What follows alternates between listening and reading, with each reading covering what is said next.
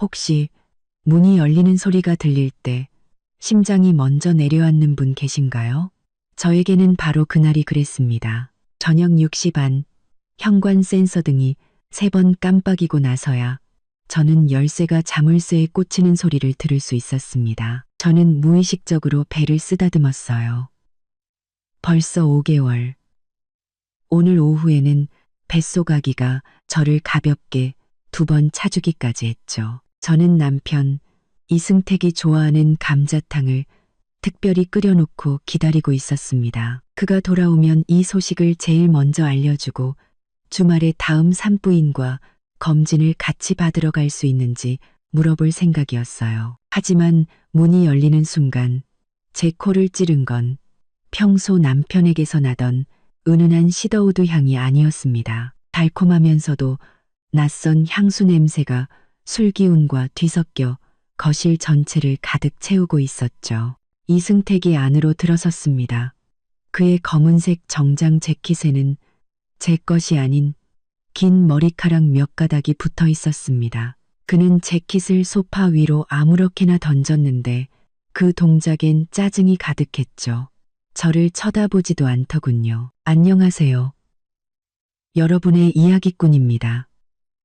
오늘 한 여성의 가슴 아픈 감정 이야기 속으로 함께 들어가 깊은 공감과 성장의 시간을 가져보겠습니다. 저는 뚝배기를 들고 그에게 다가가며 목소리를 한껏 부드럽게 낮췄습니다. 승택 씨, 왔어요? 감자탕 막 다 끓였는데 뜨거울 때 한 그릇 해요. 하지만 이승택은 받지 않았습니다.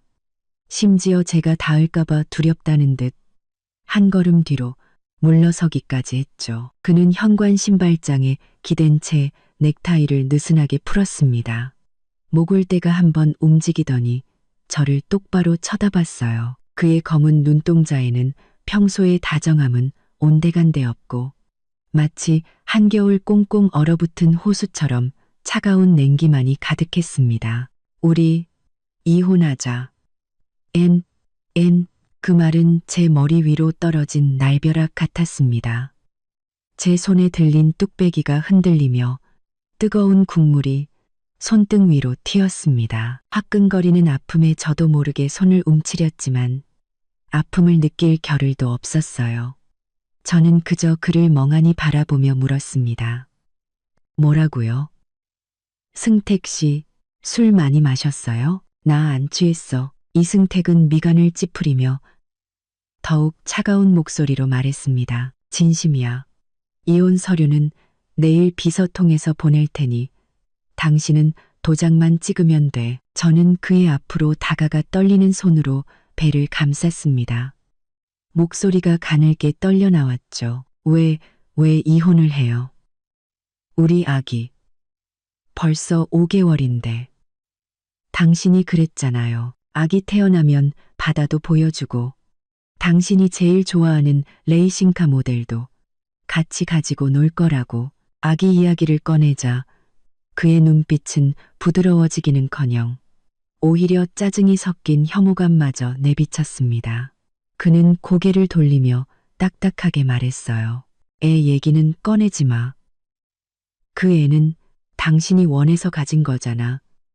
나랑은 상관없어. 나랑 상관이 없다고요? 저는 제 귀를 의심했습니다. 눈물이 울컥 솟아올랐죠. 이승택 씨, 우리 결혼한 지 2년이에요. 나 이 가정을 위해 설계사무소도 그만뒀어요. 작년에 어머님 아프셔서 입원했을 때 내가 병원에서 밤새 간병하고 대소변까지 다 받아낸 거 몰라요? 그런데 이제 와서 이혼이라니. 심지어 아기가 당신이랑 상관이 없다고요? 이승택은 드디어 저를 똑바로 쳐다봤습니다. 하지만 그 눈빛의 냉혹함은 아까보다 더 심했죠. 그는 주머니에서 담배를 꺼내 불을 붙이려다 임신한 제가 생각났는지 다시 담뱃갑에 던져 넣었습니다. 그리고는 마치 남의 얘기를 하듯 담담하게 말했어요. 예전엔 내가 생각이 짧았어. 지금은 확실해졌고 우린 더 이상 같이 못 살아. 원하는 게 뭐야? 우리 집 재산만 빼고 다른 건 요구해도 돼. 단 너무 과하지는 마. 같이 못 산다고요? 저는 그의 말을 되뇌다 실소를 터뜨렸습니다. 눈물은 더 세차게 흘러내렸죠. 다른 여자랑은 같이 살 수 있는 거겠죠. 저와 거실의 싸늘한 공기만이 문 밖에 남겨졌습니다. 저는 벽에 기대어 천천히 바닥에 주저앉았습니다. 손에는 검진 결과지가 든 파일을 꽉 쥐고 있었죠.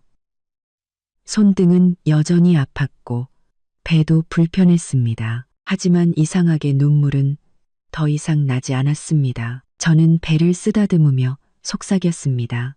아가, 엄마는 이제 다시는 저 사람에게 애원하지 않을 거야. 이제부터 엄마 혼자서도 널 잘 키워줄게. 우린 저 사람 없이도 잘 살 수 있어. 우리를 괴롭힌 사람들, 엄마가 반드시 대가를 치르게 해줄게. 창밖은 완전히 어두워졌고 거실에는 작은 등 하나만 켜져 있었습니다.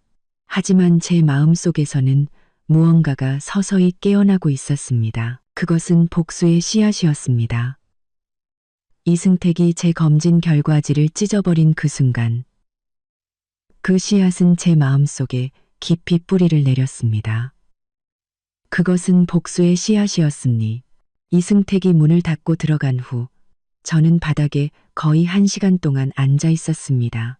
저는 뚝배기를 탁자 위에 내려놓았습니다. 국물이 조금 흘러나와 하얀 탁자 위에 자국을 남겼습니다. 마치 상처처럼요. 저는 침실 문으로 다가가 다시 한번 그와 제대로 이야기해보고 싶었습니다.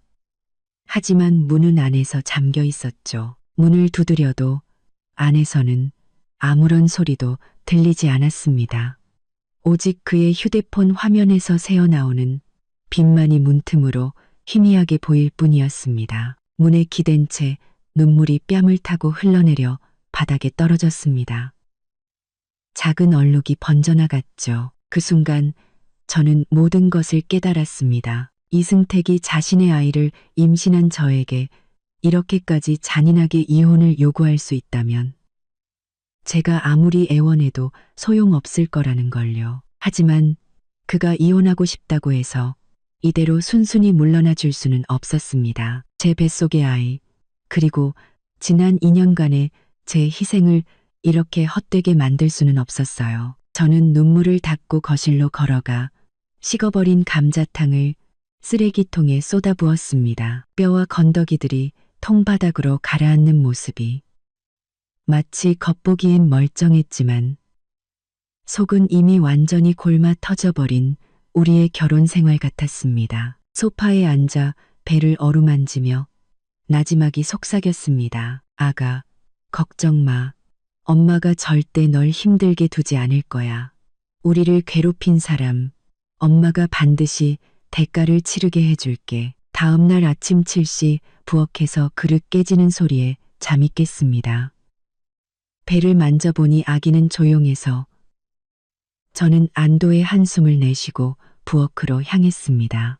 생각할 필요도 없이 시어머니 유옥분 여사가 온 것이었죠. 아니나 다를까 유 여사는 부엌 조리대 앞에 서서 반쯤 깨진 도자기 그릇을 들고 있었습니다. 제가 나오자 그녀는 눈을 부릅뜨고는 그릇을 쓰레기통에 던져버렸습니다. 유리 긁는 듯한 날카로운 목소리가 터져나왔죠. 임서연, 너 아직도 잠이 오니? 내 아들이 너랑 이혼한다는데 넌 아주 태평하구나. 저는 대꾸하지 않고 식탁에 앉아 그녀가 무슨 소란을 피울지 지켜보기로 했습니다. 유 여사는 제 앞으로 다가와 허리에 양손을 얹고 소리쳤습니다. 침이 제 얼굴에 튈 정도였죠. 내가 처음부터 승택이가 너랑 결혼하는 거 반대했어. 너 좀 봐라. 집안도 평범하고 이제 직장도 없지. 지금 내 아들 돈이나 축내는 거 말고 네가 뭘 할 줄 아는데? 제가요? 저는 고개를 들어 그녀를 보며 분노를 억눌렀습니다. 어머님, 승택 씨가 처음 사업 시작할 때 제가 부모님께서 물려주신 집 팔아서 창업 자금 보태줬어요. 재작년에 어머님 다리 부러져서 입원하셨을 땐 제가 한 달 내내 병간호하면서 매일 몸 닦아드리고 마사지해드렸고요. 이 집 살림, 어느 것 하나 제 손 안 거친 게 있나요? 제가 언제 승택 씨 돈을 함부로 쓴 적이 있어요? 그건 다 네가 마땅히 해야 할 일이지. 유 여사는 고개를 돌리며 더욱 기세등등하게 말했습니다. 네가 우리 씨 집안에 시집 와서 우리 집밥 먹고 우리 집에 사는데 그 정도 일 하는 게 뭐 대수라고. 이제 승택이가 너랑 이혼한다니까. 알아서 조용히 도장 찍고 몸만 나가. 우리 씨 집안 물건은 단 하나도 가져갈 생각 마라. 넌 한 푼도 못 가져가. 몸만 나가라고요? 저는 손을 꽉 쥐었습니다. 손톱이 손바닥을 파고들었죠. 제 뱃속에는 이 씨 집안의 아이가 있어요. 그런데 저더러 빈손으로 나가라니요. 어머님도 어머니시잖아요. 이 아이가 조금도 안쓰럽지 않으세요? 아이? 유 여사는 비웃으며 제 배를 경멸적으로 쳐다봤습니다. 그 애가 우리 씨 집안 핏줄인지는 누가 알아? 네가 하루 종일 집에서 빈둥거리면서 누구랑 붙어 먹었는지 어떻게 아냐고. 설령 그렇다 해도 복 없는 애는 둬봤자 쓸모없어. 그 말은 비수처럼 제 심장에 박혔습니다. 저는 벌떡 일어섰습니다. 배가 살짝 뭉치는 느낌에 급히 식탁을 붙잡았죠. 목소리가 떨렸습니다. 유옥분 여사님, 어떻게 그런 말씀을 하세요? 제가 임신 중인데 당신 손주를 그렇게 저주하시다니요. 내가 저주 좀 하면 어때서? 유 여사는 한 걸음 다가와 저를 밀치려 했습니다. 알도 못 낳으면서 둥지만 차지하고 있는 재수 없는 것. 당장 우리 집에서 꺼져. 여기서 눈에 거슬리게 굴지 말고. 그리가 굴지 말고. 그리가 또 그리 삼거 가서 동지만. 그리가 또 그리서 그리 삼고. 그리서 그리섬 방거가. 그녀의 손이 제 팔에 닿으려는 순간 이승택이 침실에서 나왔습니다. 그는 미간을 찌푸리며 외쳤습니다. 엄마, 그만해요. 저는 그가 저를 도우러 온 줄 알았습니다. 하지만 그는 유 여사 곁으로 가등을 두드리며 저를 향해 말했습니다. 서연아, 엄마 말씀이 좀 심하긴 했지만 사실이잖아. 그만 고집 부리고 도장 찍어. 위자료는 두둑하게 챙겨줄 테니 당분간 생활하는 데는 문제 없을 거야. 저는 눈앞의 모자를 보며 심장이 차갑게 식었습니다. 이승택은 이미 유 여사와 입을 맞춘 것이었습니다. 두 사람이 힘을 합쳐 저를 내쫓고 빈손으로 나가게 만들려던 겁니다. 심지어 아이까지 원하지 않았던 거죠. 저는 심호흡을 하고 배를 감싼 채 천천히 자리에 앉았습니다. 눈빛이 싸늘해졌죠. 이승택 씨, 저는 빈손으로 안 나가요. 이혼을 하더라도 법대로 할 겁니다. 제가 받아야 할 몫은 한 푼도 빠짐없이 받을 거예요. 그리고 이 아이, 당신 아이 맞아요. 당신은 책임져야 해요. 책임? 유 여사가 끼어들었습니다. 꿈깨. 우리 씨 집안은 그 아이 필요 없어. 네가 눈치가 있으면 당장 가서 그 애 지워버려.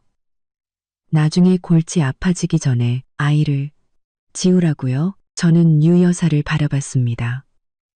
평소 아이를 좋아한다고 입버릇처럼 말하던 시어머니가 지금 이렇게 잔인한 말을 내뱉는다는 사실이 믿기지 않았습니다. 이승택도 고개를 끄덕였습니다. 서연아, 엄마 말이 맞아. 이 아이, 지금 태어나는 건 시기가 좋지 않아. 일단 지우고 나중에 혹시 나중에요? 그로시티 페이. 저는 그의 말을 끊고 비웃었습니다. 이승택 씨, 내가 그렇게 바보 같아요? 나랑 이혼하고 다른 여자랑 살림 차리려고 당신 아이를 지우라고요? 심지어 빈손으로 나가라고? 어떻게 그렇게 이기적이고 잔인할 수가 있어요? 이승택은 제 말에 얼굴색이 변했지만 더 이상 아무 말도 하지 않았습니다. 그는 유 여사를 끌고 문 쪽으로 향했습니다. 엄마, 일단 나가요. 저 사람 혼자 생각할 시간을 좀 주죠. 문을 나서기 전 유 여사는 저를 돌아보며 살벌하게 말했습니다. 임서연, 내가 사흘 주마. 사흘 뒤에도 도장 안 찍으면 변호사 사서 소송 걸어서 내 인생 망쳐놓을 줄 알아. 유 여사와 이승택이 나간 후 저는 텅 빈 거실에 오랫동안 앉아 있었습니다. 커튼 틈으로 들어온 햇살이 바닥에 비쳤지만 온몸이 추웠습니다. 말로는 이승택을 이길 수 없다는 것을 알았습니다. 그의 외도 증거를 반드시 찾아야 했습니다. 그래야 법적으로도 제가 유리했으니까요. 법적으로도 제가 유리했으니까요. 오후 2시쯤 침실 문이 열리는 소리가 들렸습니다. 다침실 문이 열리는 소리가 들렸습니다. 그러고 또 이승택이 옷을 갈아입고 나왔습니다. 평소 출근할 때 입던 정장이 아닌 검은색 캐주얼 재킷이었습니다. 제가 한 번도 맡아본 적 없는 콜롱 향수까지 뿌렸더군요. 아까의 향수 냄새보다 더 자극적이었습니다. 그는 차 키를 들고 현관으로 향했습니다. 거실을 지날 때 그는 마치 제가 투명인간이라도 되는 듯 눈길 한번 주지 않았습니다. 저는 즉시 일어나 조용히 그의 뒤를 밟았습니다. 그가 차를 몰고 아파트 단지를 빠져나가자 저는 택시를 잡아 세웠습니다. 기사님, 죄송하지만 앞에 가는 저 검은색 벤츠 좀 따라가 주세요. 너무 가깝지 않게요. 감사합니다. 기사님은 저를 한번 쳐다보더니 아무 말 없이 엑셀을 밟았습니다. 길을 가는 내내 심장이 미친 듯이 뛰었습니다. 이승택에게 들킬까봐, 그리고 제가 보고 싶지 않은 장면을 보게 될까봐 두려웠습니다. 하지만 물러설 수 없었습니다. 저와 제 아이를 위해 저는 강해져야 했습니다. 약 40분쯤 달렸을까. 이승택의 차는 한 5성급 호텔 앞에 멈춰 섰습니다. 그는 차에서 내려 옷매무새를 가다듬었습니다. 그의 얼굴에는 제가 아주 오랫동안 보지 못했던 미소가 걸려 있었습니다. 그 다정하고 기대에 찬 미소. 예전에 저를 따라다닐 때나 짓던 표정이었죠. 저는 택시를 길 건너편에 세우고 이승택이 호텔로 들어가는 것을 지켜봤습니다. 2분 뒤 저도 차에서 내려 서둘러 그를 따라 들어갔습니다. 호텔 로비는 화려했고 크리스탈 샹들리에가 눈부시게 빛났습니다. 저는 휴대폰을 보는 척하며 엘리베이터 쪽을 계속 주시했습니다. 곧 엘리베이터 문이 열리고 이승택이 안으로 들어갔습니다. 저는 재빨리 따라가 문이 닫히기 직전에 겨우 몸을 밀어 넣었습니다. 엘리베이터 안에는 우리 둘뿐이었습니다. 이승택은 휴대폰만 보느라 저를 알아채지 못했죠. 저는 구석에 서서 그의 등을 노려보며 주먹을 꽉 쥐었습니다. 엘리베이터가 18층에 도착하자 이승택이 내렸습니다. 저는 그를 따라 복도 안쪽으로 걸어갔고 그가 1808호 앞에서 멈춰 서는 것을 봤습니다. 그는 주머니에서 카드키를 꺼내 문을 열었습니다. 문은 완전히 닫히지 않고 살짝 틈이 벌어져 있었습니다. 안에서 한 여자의 목소리가 들려왔습니다. 아주 애교 넘치는 목소리였죠. 승택 씨, 왜 이렇게 늦었어요? 한참 기다렸잖아요. 서만이. 예전에 이승택의 휴대폰에서 봤던 이름이었습니다. 그는 회사의 고객이라고 했지만 지금 보니 내연녀가 분명했습니다. 저는 심호흡을 하고 문을 밀고 들어갔습니다. 안의 광경에 온몸의 피가 머리로 솟구치는 것 같았습니다. 서만이는 분홍색 슬립 원피스를 입고 소파에 기대어 와인잔을 들고 있었습니다. 이승택은 그녀 앞에 서서 그녀의 머리카락을 만지고 있었죠. 그 눈빛은 꿀이 떨어질 듯 다정했습니다. 승택 씨, 그 임서연이라는 여자한테 이혼 얘기했어요? 나 이렇게 몰래 만나는 거 더는 싫단 말이에요. 당당하게 당신 옆에 서고 싶어요. 서만이가 애교 섞인 목소리로 물었습니다. 이승택은 그녀 옆에 앉아 허리를 감싸 안으며 웃었습니다. 했어. 그 여자, 이제 물렁한 감이나 마찬가지야. 구슬리기 쉽지. 도장만 찍으면 바로 엄마한테 당신 데려갈게. 우리 엄마, 당신 엄청 마음에 들어 하니까 절대 반대 안 하실 거야. 그럼 그 여자 뱃속의 애는 어떡하고요? 서만이는 미간을 찌푸리며 경멸적으로 말했습니다. 설마 당신 애를 임신한 채로 이혼하게 둘 건 아니죠? 나중에 찾아와서 귀찮게 굴면 어떡해요? 이승택은 비웃으며 서만이의 뺨을 쓰다듬었습니다. 걱정 마. 엄마가 이미 그 여자한테 애 지우라고 말해뒀어.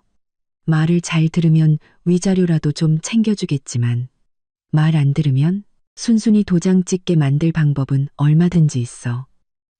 그때 가서 애를 지킬 수 있을지는 그 여자 운에 달렸지. 역시 승택 씨 최고. 서만이는 이승택의 품에 안기며 의기양양하게 웃었습니다. 당신이 날 아껴주는 게 느껴져.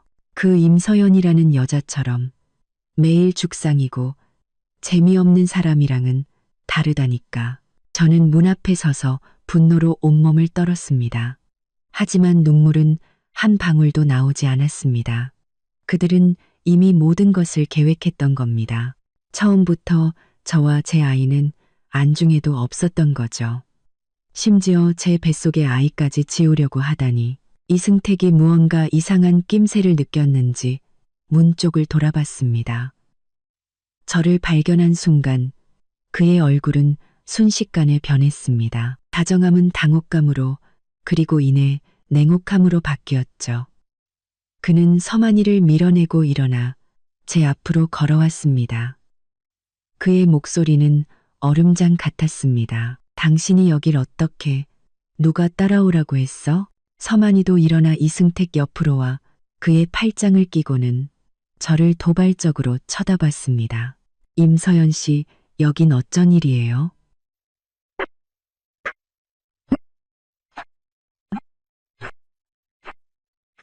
설마 승택 씨를 못 뒤져서 다시 매달리러 온 거예요?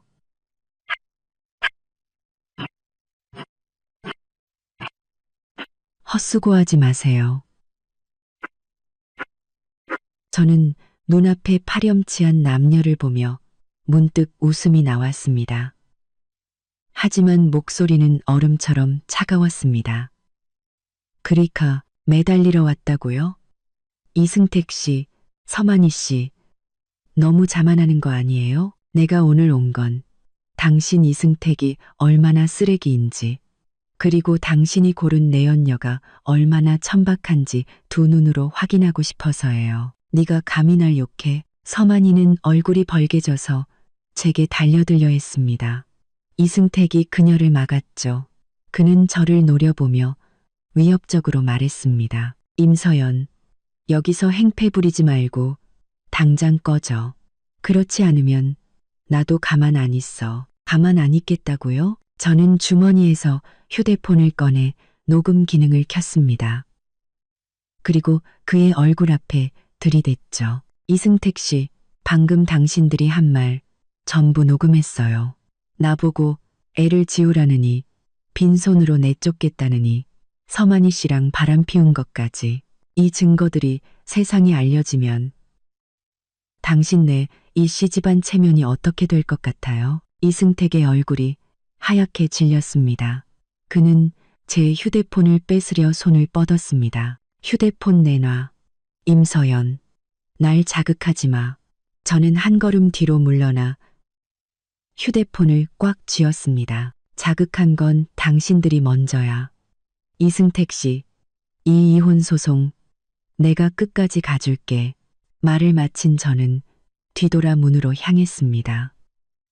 등 뒤에서 서만이의 비명과 이승택의 분노에 찬 고함이 들렸지만 저는 조금도 두렵지 않았습니다. 동돈 두렵지 않았습니다. 동돈 두렵지 않았습니다. 첫 번째 증거는 확보했습니다. 이제 반격은 제 차례였습니다. 호텔을 나오자 차가운 바람이 불어왔습니다. 그제야 제 손바닥이 온통 땀으로 젖어 있고 배가 은근히 아파온다는 것을 깨달았습니다. 저는 서둘러 택시를 타고 집으로 돌아왔습니다. 오는 내내 배를 쓰다듬으며 아기에게 속삭였습니다. 아가, 괜찮아. 무서워하지 마. 엄마 괜찮아. 너도 괜찮아야 해. 집에 돌아와 소파에 잠시 누워 안정을 취했습니다. 정신을 차리고 보니 가방 안에 어제 받은 산부인과 검진 결과지가 들어 있었습니다. 결과지에는 아기가 아주 건강하게 자라고 있다고 적혀 있었고 희미한 초음파 사진도 함께 있었죠. 어제만 해도 저는 이 사진을 이승택에게 보여줄 생각에 설렜습니다. 지금 생각하니 정말 우스운 일이었죠. 하지만 제 마음 한구석에는 아직 일말의 희망이 남아 있었습니다. 그래도 그의 핏줄인데 그가 저를 사랑하지 않더라도 아기를 봐서라도 조금은 마음이 약해지지 않을까. 그래도 그에게 온전한 가정을 선물해주고 싶어 하지는 않을까. 저는 검진 결과지를 꺼내 구겨진 부분을 조심스럽게 폈습니다. 그리고 투명한 파일에 넣어 탁자 위 가장 잘 보이는 곳에 두었습니다. 그리고 소파에 앉아 이승택이 돌아오기를 기다렸습니다. 문만 바라보며 긴장과 기대를 안고서요. 저녁 7시쯤 문이 열리고 이승택이 돌아왔습니다. 그의 몸에서는 아침보다 더 짙어진 서만이의 달콤한 향수 냄새가 났습니다. 그가 신발을 갈아 신을 때 저는 서둘러 일어섰습니다. 목소리가 조금 잠겨 나왔죠. 승택 씨, 왔어요? 보여줄 게 있는데. 이승택은 제 말을 못 들은 척 곧장 침실로 향했습니다. 저는 급히 그를 따라가 앞을 막아섰습니다. 손에 든 파일을 그에게 내밀었죠. 승택 씨, 이거 좀 봐요. 어제 받은 검진 결과지인데 의사 선생님이 아기가 아주 건강하대요. 여기 이승택의 시선이 파일에 닿았지만 그는 받지 않고 미간을 찌푸렸습니다. 그의 목소리에는 짜증이 가득했습니다. 임서연, 또 무슨 수작이야. 이런 거 내밀면 내가 볼 줄 알아? 수작 아니에요. 저는 파일을 그의 손에 쥐어주려 했습니다. 이거 아기 검진 결과지라고요. 초음파 사진도 있어요. 한 번만 봐주면 안 돼요? 당신 아이잖아요. 벌써 5개월이라 움직이기도 한다고요. 조금도 궁금하지 않아요? 이승택은 마지못해 파일을 받았습니다. 하지만 그는 열어보지 않고 파일 모서리를 잡고 흔들며 비웃었습니다. 궁금? 내가 왜 궁금해야 하는데? 이 아이, 나 원하지 않는다고 했잖아. 이런 거 가져와도 소용없어. 소용없다고요? 저는 그를 보며 눈시울이 붉어졌습니다. 이승택 씨, 당신 친자식이에요. 어떻게 그런 말을 할 수가 있어요? 당신 양심에 손을 얹고 생각해봐요. 내 뱃속에서 하루하루 커가고 있는데 정말 아무런 감정도 없어요? 감정. 이승택은 코웃음을 치더니 갑자기 파일을 바닥에 던져버렸습니다. 투명한 파일이 열리면서 검진 결과지와 초음파 사진이 흩어졌습니다. 종이가 바람에 팔랑거렸죠. 심장이 덜컥 내려앉은 저는 급히 몸을 숙여 그것들을 주우려 했습니다. 제 손가락이 종이에 닿는 순간 이승택이 갑자기 발을 들어 제 손등을 짓밟았습니다. 악! 저는 고통의 소리를 질렀습니다. 눈물이 터져 나왔죠. 이승택 씨, 발 치워요. 하지만 그는 발을 치우기는커녕 오히려 더 힘껏 밟으며 얼음장 같은 눈으로 저를 내려다봤습니다. 임서연, 경고하는데 다시는 애 문제로 나한테 질척거리지 마. 눈치가 있으면 당장 가서해 지우고 이혼 서류에 도장 찍어. 그렇지 않으면 내가 너 아주 힘들게 만들어줄 방법은 얼마든지 있으니까. 저는 힘껏 손을 빼냈습니다. 손등은 이미 빨갛게 부어오르고 불에 댄 듯 아팠습니다. 바닥에 흩어진 검진 결과지와 매정한 이승택의 얼굴을 번갈아 보며 제 마음속 마지막 희망마저 산산조각 났습니다. 그는 정말 이 아이에게 그리고 저에게 일말의 관심도 없었습니다. 저는 천천히 바닥에 떨어진 종이들을 주워 한 장 한 장 구김을 폈습니다. 손이 떨렸죠. 이승택은 저를 경멸적으로 쳐다봤습니다. 왜 아직도 미련이 남았어? 내가 말했지? 네가 그 종이들을 액자에 넣어 걸어놔도 난 쳐다도 안 볼 거라고. 그 아이 난 절대 인정 안 해. 저는 구김을 편 결과지를 다시 파일에 넣고 고개를 들어 이승택을 봤습니다. 눈물은 계속 흘렀지만 목소리는 이상하리만치 차분했습니다. 이승택 씨, 알겠어요. 다시는 당신한테 애원하지 않을게요. 아이 문제로 질척거리지도 않을 거고요. 이승택은 제가 이렇게 나올 줄 몰랐는지 잠시 당황하더니 이내 비웃었습니다. 그래, 이제야 말이 좀 통하는군. 내일 비서 통해서 이혼 서류 보낼 테니 빨리 도장 찍어. 이혼 서류는 볼 거예요.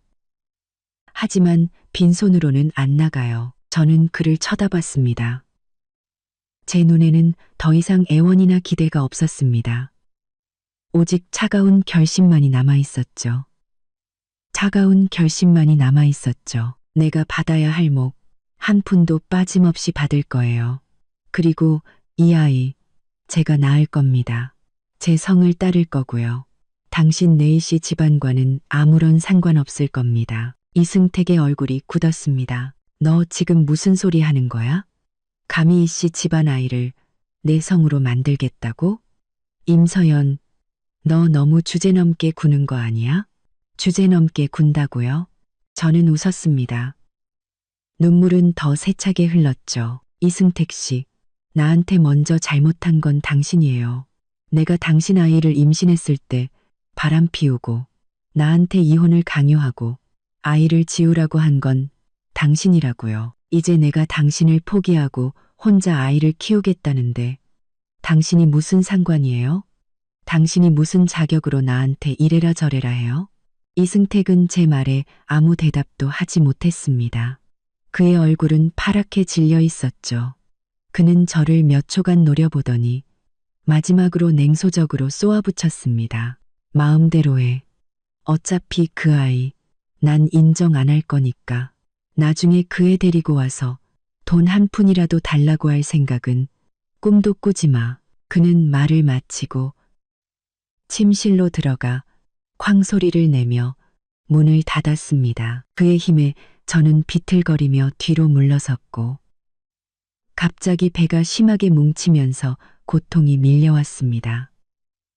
저는 배를 움켜쥐고 바닥에 주저앉았습니다. 아, 배가, 내 배가. 유 여사는 저를 힐끗 보더니 걱정은커녕 비웃었습니다. 쇼하지 마. 어디서 굴러먹다 온지도 모르는 잡종이나 임신해놓고 그걸로 우리 이씨 집안에서 돈 뜯어내려고? 어림도 없지. 이승택도 하던 짓을 멈추고 저를 내려다봤습니다.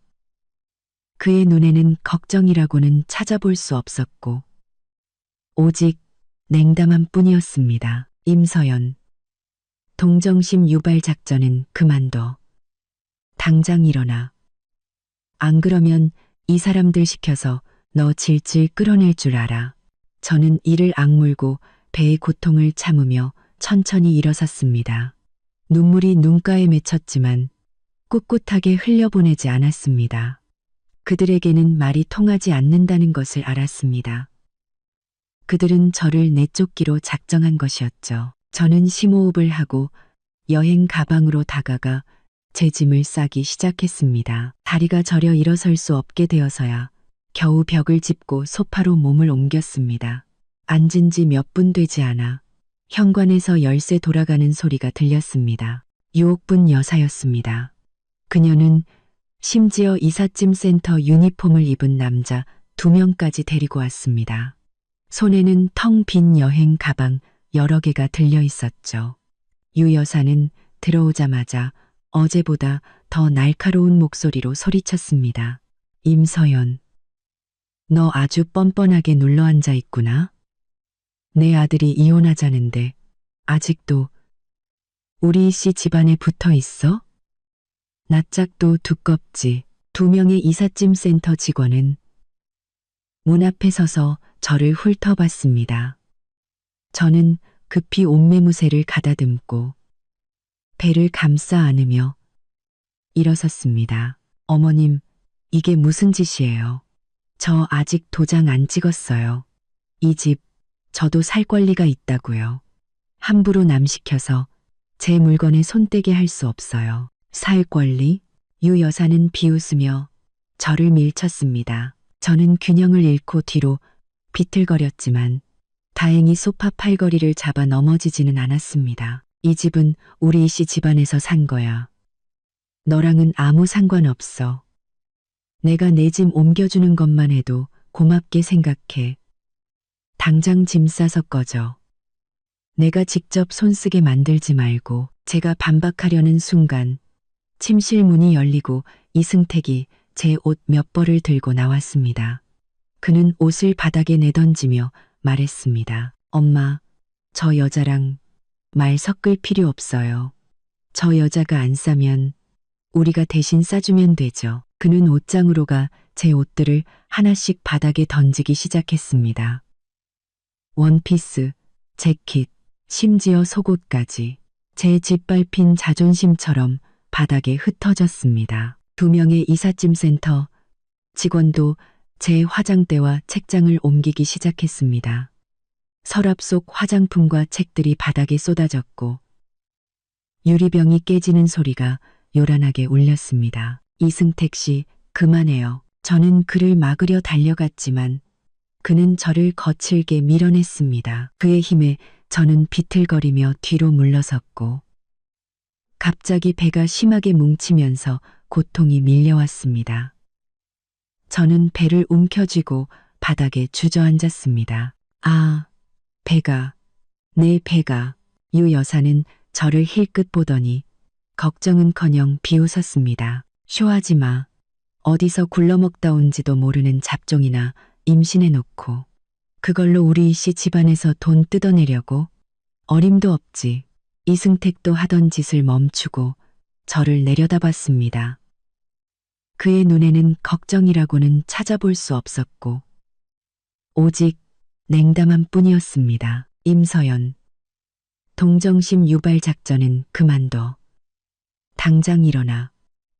안 그러면 이 사람들 시켜서 너 질질 끌어낼 줄 알아. 저는 이를 악물고 배의 고통을 참으며 천천히 일어섰습니다. 눈물이 눈가에 맺혔지만 꿋꿋하게 흘려보내지 않았습니다. 그들에게는 말이 통하지 않는다는 것을 알았습니다.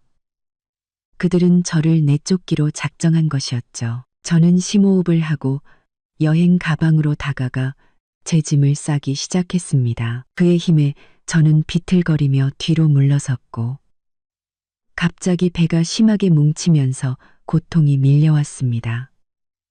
저는 배를 움켜쥐고 바닥에 주저앉았습니다. 아, 배가, 내 배가. 유 여사는 저를 힐끗 보더니 걱정은커녕 비웃었습니다. 쇼하지 마. 어디서 굴러먹다 온지도 모르는 잡종이나 임신해놓고 그걸로 우리 씨 집안에서 돈 뜯어내려고? 어림도 없지. 이승택도 하던 짓을 멈추고 저를 내려다봤습니다.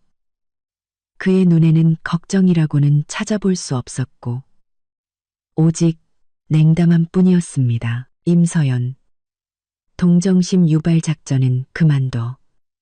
당장 일어나. 안 그러면 이 사람들 시켜서 너 질질 끌어낼 줄 알아. 저는 이를 악물고 배의 고통을 참으며 천천히 일어섰습니다. 눈물이 눈가에 맺혔지만 꿋꿋하게 흘려보내지 않았습니다. 그들에게는 말이 통하지 않는다는 것을 알았습니다. 그들은 저를 내쫓기로 작정한 것이었죠. 저는 심호흡을 하고 여행 가방으로 다가가 제 짐을 싸기 시작했습니다. 몸싸움 중에 목걸이 줄이 끊어지면서 펜던트가 바닥에 떨어져 소파 밑으로 굴러들어갔습니다. 제가 몸을 숙여 주우려 했지만 유 여사는 저를 더 세게 잡아당겼습니다. 뭘 주워? 그깟 싸구려 목걸이가 얼마나 한다고. 유 여사는 저를 문 밖으로 끌고 나갔고 이승택은 제 여행 가방을 들고 뒤따라와 문 밖에 던져버렸습니다. 이승택 씨, 내 목걸이. 저는 소파 밑을 돌아보며 애원했습니다. 그건 나한테 정말 소중한 거라고요. 버리면 안 돼요. 하지만 이승택은 제 말을 무시했습니다. 그는 유 여사와 함께 저를 문 밖으로 밀어냈습니다. 제가 버티려 하자 유 여사가 제 등을 강하게 밀쳤습니다. 저는 균형을 잃고 문 밖 계단으로 굴러떨어졌습니다. 무릎이 시멘트 바닥에 부딪히면서 참았던 눈물이 터져 나왔습니다.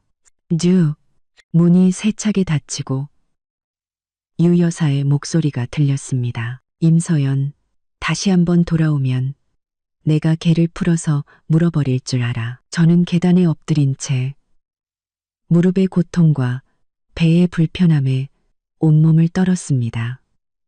차가운 바람이 불어와 몸을 더욱 춥게 만들었죠. 굳게 닫힌 문을 바라봤습니다. 한때 제게 집이었던 그 문은 이제 저를 거부하는 차가운 벽이 되어버렸습니다. 저는 천천히 일어나 고통을 참고 여행 가방으로 다가가 흩어진 짐을 주워 담았습니다. 소파 밑에 떨어진 목걸이가 떠올라 가슴이 아팠지만 지금은 들어갈 수 없었습니다. 나중에 다시 찾을 방법을 생각해야 했습니다. 저는 여행 가방을 끌고 아파트 입구를 향해 한 걸음씩 걸었습니다. 가방 바퀴 소리가 조용한 단지 안에 유난히 크게 울렸습니다. 지나가던 이웃들이 저를 호기심 어린 눈으로 쳐다봤습니다. 수군거리는 소리도 들렸죠. 저는 고개를 푹 숙이고 그들의 시선을 피했습니다. 아파트 입구에 다다랐을 때 저는 걸음을 멈추고 익숙한 건물을 돌아봤습니다. 마음속으로 다짐했죠. 이승택, 유옥분, 당신들이 오늘날 이렇게 내쫓았지만 내일은 반드시 후회하게 만들어주겠어. 저는 배를 쓰다듬으며 속삭였습니다. 아가, 미안해. 힘들었지. 하지만 걱정 마. 엄마가 곧 너에게 안전한 집을 만들어줄게. 다시는 누구도 우리를 괴롭히지 못하는 집을. 제가 막 돌아서려던 순간 등 뒤에서 중후한 목소리가 들렸습니다. 실례합니다만 임서연 씨 되십니까? 저는 깜짝 놀라 돌아봤습니다. 검은색 정장을 입은 백발의 노인이 제 뒤에 서 있었습니다. 그의 손에는 제가 소파 밑에 떨어뜨린 목걸이가 들려 있었습니다. 저는 그의 손에 들린 목걸이를 보며 머릿속이 하얘졌습니다. 분명히 씨 집안 소파 밑에 떨어졌던 물건인데 어떻게 이 낯선 노인의 손에 있는 걸까요? 심지어 그는 제 이름까지 알고 있었습니다. 그의 말투에는 제가 한 번도 들어본 적 없는 공손함이 묻어 있었죠. 저는 여행 가방을 붙잡고 서 있었습니다. 다친 무릎은 불에 댄 듯 아팠고 배도 계속해서 불편했죠. 다친 무릎은 불에 댄 듯 저는 간신히 버티며 떨리는 목소리로 물었습니다. 누구세요? 그 목걸이가 왜 당신에게? 노인은 한 걸음 다가와 두 손으로 목걸이를 제게 건넸습니다. 허리를 살짝 굽힌 아주 공손한 자세였죠. 그는 칼같이 다려진 검은색 정장을 입고 있었고 머리는 한 올의 흐트러짐도 없었습니다. 백발이었지만 눈빛은 매우 총명했습니다. 저를 볼 때 그의 눈가는 살짝 붉어져 있었습니다. 저는 김 집사라고 합니다. 임시 가문의 집사이지요. 이 목걸이는 조금 전 제가 이씨 댁에 물건을 찾으러 갔다가 소파 밑에서 발견한 것입니다. 서연이라는 글자가 새겨져 있어 혹시 저희가 20년 넘게 찾아 헤맨 임씨 가문의 둘째 아가씨 임서연님이 아닐까 하여. 임씨 가문, 둘째 아가씨요? 저는 그 자리에 얼어붙었습니다. 머릿속이 온통 뒤엉켰죠. 저는 임씨 가문 같은 건 몰라요. 저는 어릴 때부터 양부모님과 함께 자랐고 제가 주워온 아이라 하셨어요. 이 목걸이는 제가 태어날 때부터 가지고 있던 것이라고만 들었지. 다른 가족이 있다는 말은 들어본 적 없어요. 양부모님 말씀이 맞습니다. 아가씨께서는 분명 임씨 가문의 핏줄이십니다. 김 집사는 제가 놀랄까봐 목소리를 더욱 부드럽게 낮췄습니다. 20여 년 전 아가씨께서 겨우 돌이 지났을 무렵 집안에 큰 병고가 있어 아가씨를 잃어버렸습니다. 회장님과 사모님께서는 지난 세월 동안 단 하루도 아가씨 찾는 것을 포기하지 않으셨습니다. 이 반쪽짜리 목걸이 하나만을 단서로 사방을 수소문하셨지요. 이번에 제가 이 근처에 볼 일이 있어 왔다가 이 시댁에 임신한 젊은 부인이 있는데 이름에 연자가 들어간다는 소문을 듣고 혹시나 하는 마음에 찾아왔던 것입니다. 그런데 정말로 아가씨를 찾게 될 줄은 몰랐습니다. 저는 무의식적으로 제 목을 만졌습니다. 텅 빈 목에는 아까 목걸이가 끊어지면서 남긴 희미한 자국만 남아 있었습니다.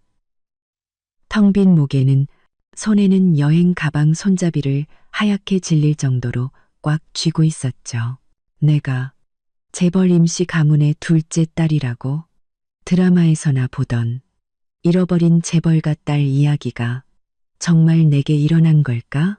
하지만 제가 어떻게 당신 말씀을 믿을 수 있죠? 저는 여전히 믿기지 않았습니다. 방금 전 이승택과 유 여사에게 그토록 처참하게 당했는데 갑자기 나타난 집사가 저를 재벌가 딸이라고 하니 누구라도 의심할 수밖에 없었습니다.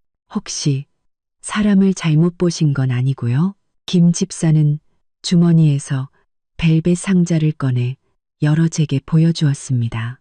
상자 안에는 제 목걸이의 나머지 반쪽이 들어 있었습니다. 디자인은 제 것과 똑같았고 두 조각을 합치니 완벽한 별과 달 모양이 되었습니다. 심지어 두 조각의 연결 부분에는 작은 임, 림, 자가 새겨져 있었습니다. 보십시오, 아가씨. 이것이 목걸이의 나머지 반쪽입니다. 회장님과 사모님께서 아가씨를 찾는 날 온전한 목걸이를 돌려주시기 위해 소중히 간직해 오셨습니다. 김 집사는 임자를 가리키며 감격에 찬 목소리로 말했습니다. 그리고 아가씨의 왼쪽 귀 뒤에 작은 붉은 점이 있지 않습니까? 그것은 아가씨께서 태어날 때부터 있던 것으로 회장님과 사모님께서 똑똑히 기억하고 계십니다. 저는 그 말에 숨을 멈췄습니다. 왼쪽 귀 뒤의 붉은 점. 그것은 저만의 표식이었습니다. 양부모님과 이승택 외에는 아무도 모르는 사실이었죠. 저는 무의식적으로 왼쪽 귀 뒤를 만졌습니다. 작은 붉은 점이 여전히 그 자리에 있었습니다. 그 따뜻한 감촉에 갑자기 코끝이 찡해지며 눈물이 흘러내렸습니다. 제가 정말 임씨 가문의 아이인가요? 저는 김 집사를 보며 불확실한 목소리로 물었습니다. 목소리에는 억누를 수 없는 서러움이 묻어 있었죠. 그럼 저희 부모님은 왜 이제야 저를 찾으신 거예요? 저는 그동안 이 늙은이가 무능하여 저희가 너무 늦게 찾았습니다. 김 집사의 눈가도 붉어졌습니다. 그는 급히 손수건을 꺼내 제게 건넸습니다. 회장님과 사모님께서는 지난 세월 매일 눈물로 밤을 지새우셨습니다. 아가씨를 제대로 지켜주지 못해 미안하다고 늘 말씀하셨지요. 아가씨를 찾았다는 소식을 들으시면 분명 기뻐서 어쩔 줄 모르실 겁니다. 아까 목걸이를 발견하고 아가씨임을 확인한 직후 댁에 소식을 전했습니다. 사모님께서는 그 자리에서 우시며 제게 아가씨를 잘 모시고 다시는 서러운 일을 겪지 않게 해드리라고 신신당부하셨습니다. 서러운 일이라는 세 글자가 바늘처럼 제 심장을 찔렀습니다.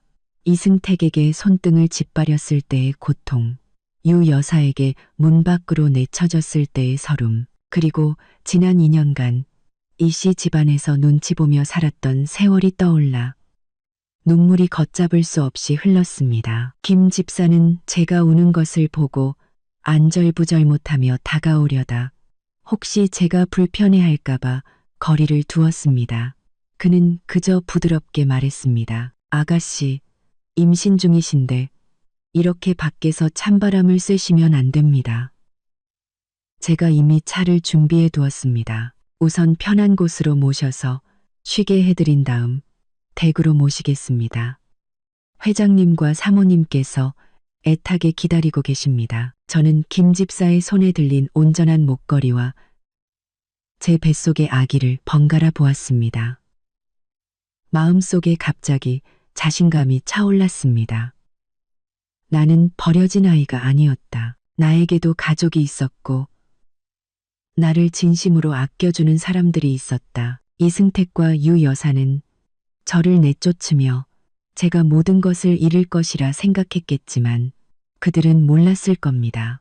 제 인생은 바로 이 순간부터 완전히 달라질 것이라는 것을요. 저는 김 집사에게서 목걸이를 받아 손에 꼭 쥐었습니다. 차가운 금속의 감촉이 제게 큰 안도감을 주었습니다. 저는 고개를 들어 김 집사를 보며 고개를 끄덕였습니다. 네, 당신을 따라가겠습니다. 김 집사는 제가 동의하자 안심한 듯 미소를 지었습니다. 그는 돌아서서 청자를 그리듯 손짓하며 공손하게 말했습니다. 아가씨, 이쪽으로 오시지요. 차가 앞에서 기다리고 있습니다. 저는 여행 가방을 끌고 김 집사를 따라 걸었습니다. 아파트 단지 안의 사람들은 여전히 수군거렸지만 더 이상 아까처럼 부끄럽지 않았습니다. 저는 등을 펴고 배를 쓰다듬으며 마음속으로 속삭였습니다. 아가, 봤지? 우리에게도 가족이 생겼어. 이제 다시는 아무도 우리를 괴롭히지 못할 거야. 아파트 입구에 다다르자 멀지 않은 곳에 검은색 세단 한 대가 서 있는 것이 보였습니다. 번쩍이는 차체만 봐도 무척 비싼 차임을 알 수 있었죠. 제가 상황 파악을 하기도 전에 김 집사가 휴대폰을 꺼내 말했습니다. 네, 아가씨를 모셨습니다. 차량 행렬, 이쪽으로 보내주십시오. 차량 행렬? 제가 의아한 눈으로 김 집사를 보자 그는 미소 지으며 말했습니다. 아가씨, 임시 가문의 둘째, 아가씨께서 집으로 돌아오시는 길인데 격식이 없어서야 되겠습니까? 회장님께서 특별히 분부하셨습니다. 반드시 성대하게 아가씨를 모셔오라고 말입니다. 격식이 무슨 뜻인지 제가 이해하기도 전에 멀리서 여러 대의 엔진 소리가 들려왔습니다. 소리가 나는 쪽을 보니 검은색 차량들이 줄지어 천천히 다가오고 있었습니다. 한 대 한 대가 모두 제가 잡지에서나 봤던 롤스로이스였습니다. 한 대, 두 대, 무려 20대가 긴 행렬을 이루어 아파트 입구로 오고 있었습니다. 그 광경에 주변 사람들은 모두 입을 다물지 못했습니다. 20대의 롤스로이스가 천천히 아파트 입구에 멈춰 섰습니다.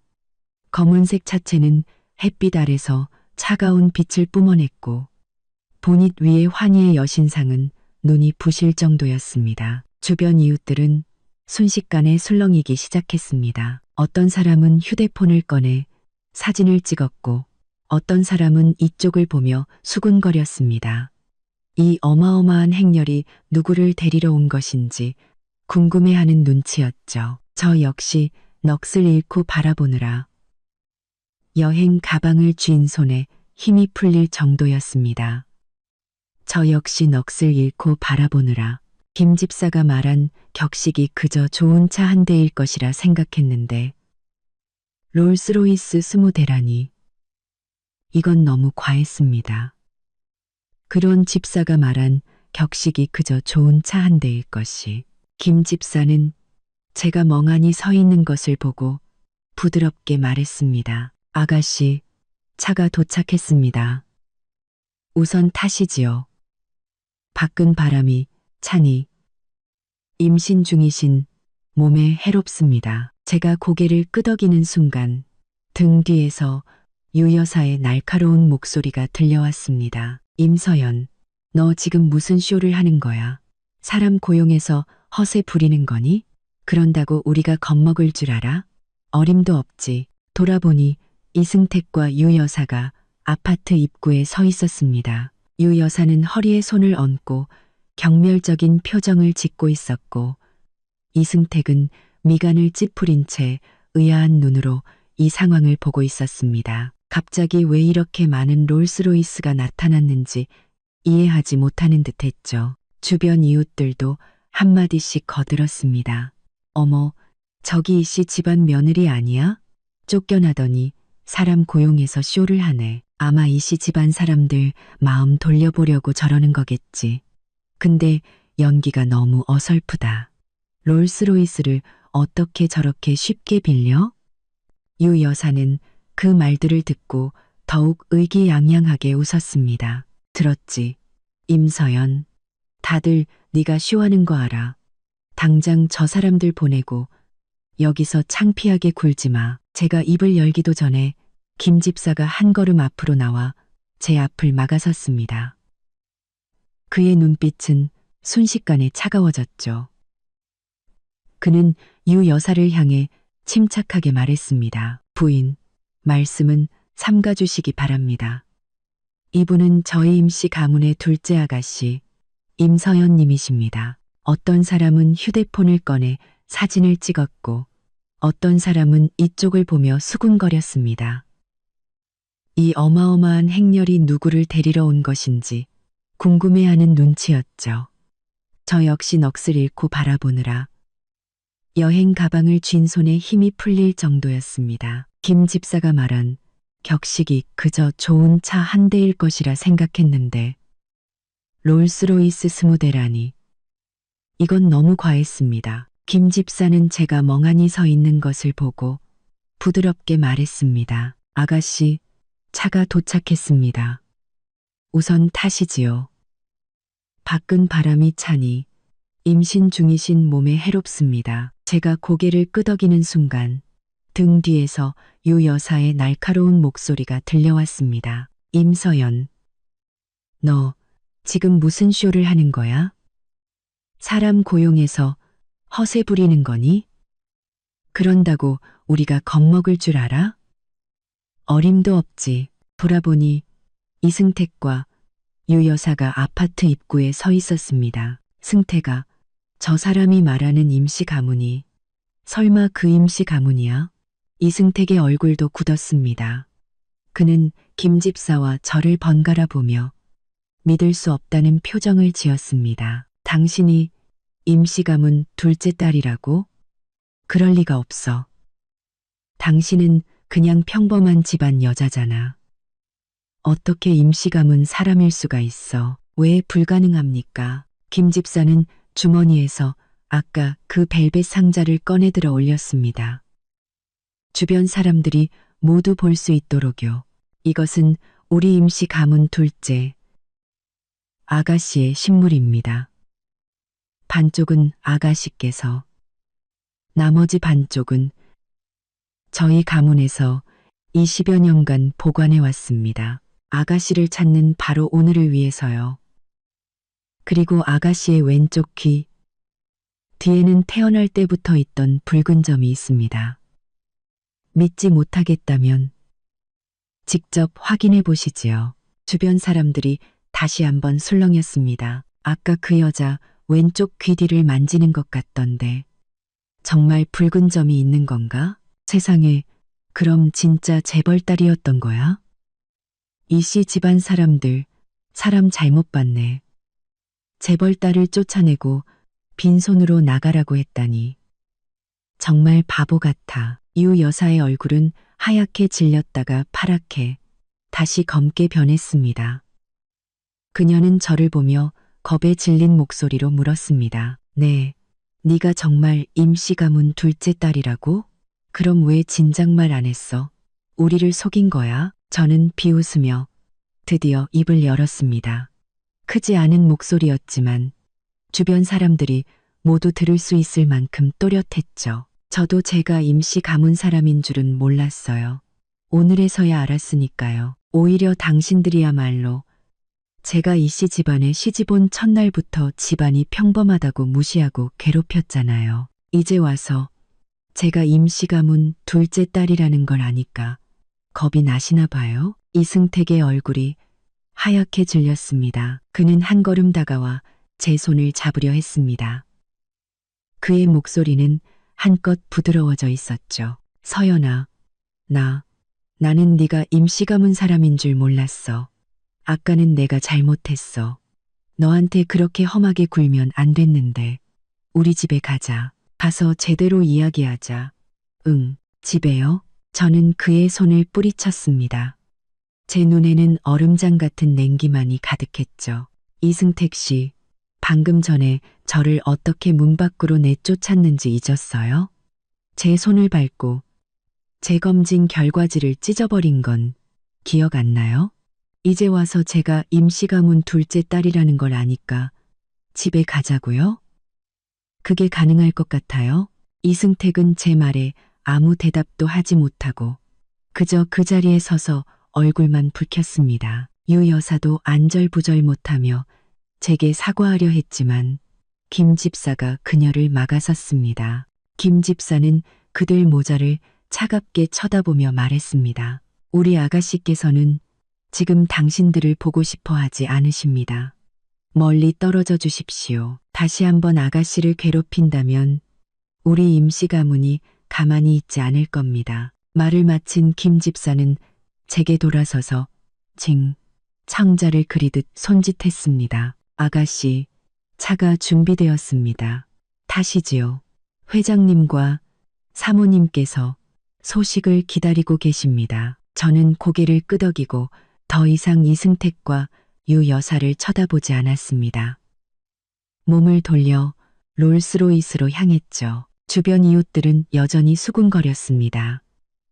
어떤 이는 저를 동정했고 어떤 이는 이씨 집안 모자를 비웃었죠. 그 소리들은 점점 멀어졌습니다. 첫 번째 롤스로이스 옆에 다다르자 운전기사가 공손하게 차 문을 열어주었습니다.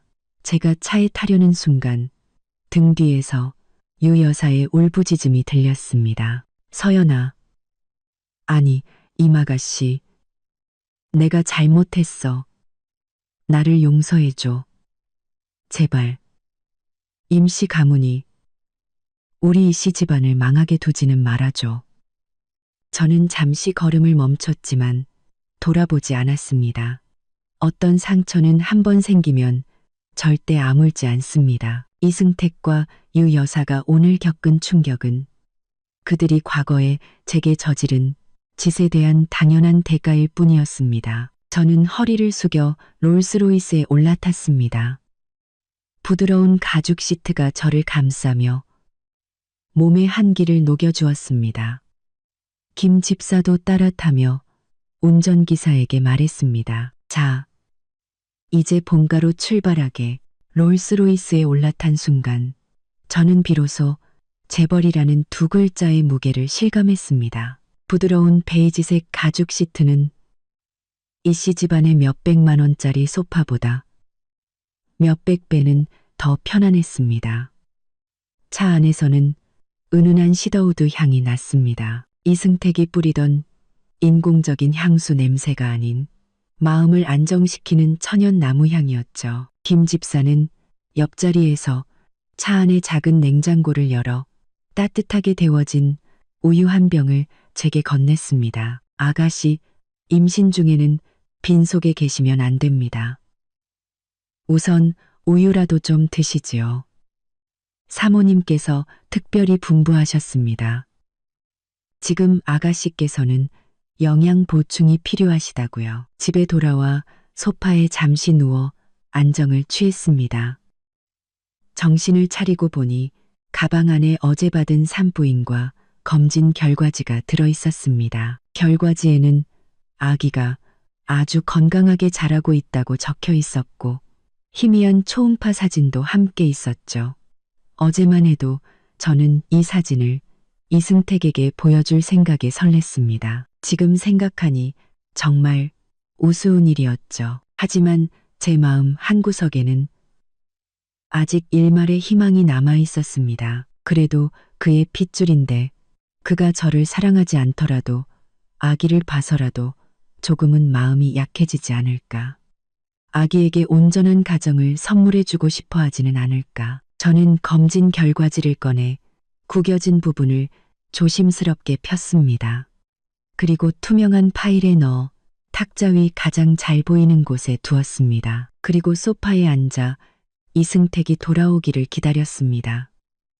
문만 바라보며 긴장과 기대를 안고서요. 저녁 7시쯤 문이 열리고 이승택이 돌아왔습니다. 아파트 이웃들이 모두 몰려나와 있었습니다. 어떤 사람은 휴대폰을 들고 사진을 찍었고 어떤 사람은 까치발을 하고 차 안을 들여다봤습니다. 차창을 뚫고 그들의 수군거림이 희미하게 들려왔습니다. 세상에 롤스로이스가 몇 대야. 저거 다 합치면 얼마야? 아까 그 집사가 임시 가문 둘째 딸이라고 했잖아. 임시 가문이면 이 도시 최고 재벌인데 어마어마하네. 이씨 집안 사람들 눈이 삐었나 봐. 진짜 재벌 딸을 평범한 며느리인 줄 알고 괴롭혔다니. 지금쯤 땅을 치고 후회하겠네. 유 여사는 여전히 아파트 입구에 서 있었습니다. 아까의 기세는 온데간데 없고 하얗게 질린 얼굴로 벽을 짚고 서 있는 모습이 금방이라도 쓰러질 것 같았습니다. 이승택은 그 옆에서 주먹을 꽉 쥔 채 후회와 불만 가득한 눈으로 우리 차량 행렬을 노려보고 있었습니다. 그는 아마 상상도 못했을 겁니다. 자신이 친셔 내쫓은 여자가 이씨 집안을 일으켜 세울 수 있는 황금 동아줄이었다는 사실을요. 차량 행렬이 아파트 정문을 빠져나갈 때 경비 아저씨들은 넋을 잃고 바라보다가 급히 차렷 자세로 경례를 했습니다. 길가의 행인들과 차들도 모두 멈춰서서 휴대폰을 꺼내 사진을 찍었습니다. 어떤 사람들은 감탄 섞인 목소리로 말했죠. 저거 누구야? 롤스로이스 20대라니 정말 대단하다. 아까 첫 번째 차에 임산부가 타고 있는 것 같던데 설마 임시 가문 딸인가? 분명 임시 가문이 20년 넘게 찾던 둘째 딸일 거야. 오늘 찾았다고 하더니 집에 데려가는 길인가 보네. 김 집사는 밖에 소리를 듣고 미소 지으며 제게 말했습니다. 아가씨, 보십시오. 모두가 아가씨를 위해 기뻐하고 있습니다. 회장님과 사모님께서 아가씨가 무사하다는 것을 아시면 더욱 기뻐하실 겁니다. 아까 댁에 전화드렸더니 사모님께서는 벌써 문 밖에서 기다리고 계신다고 하더군요.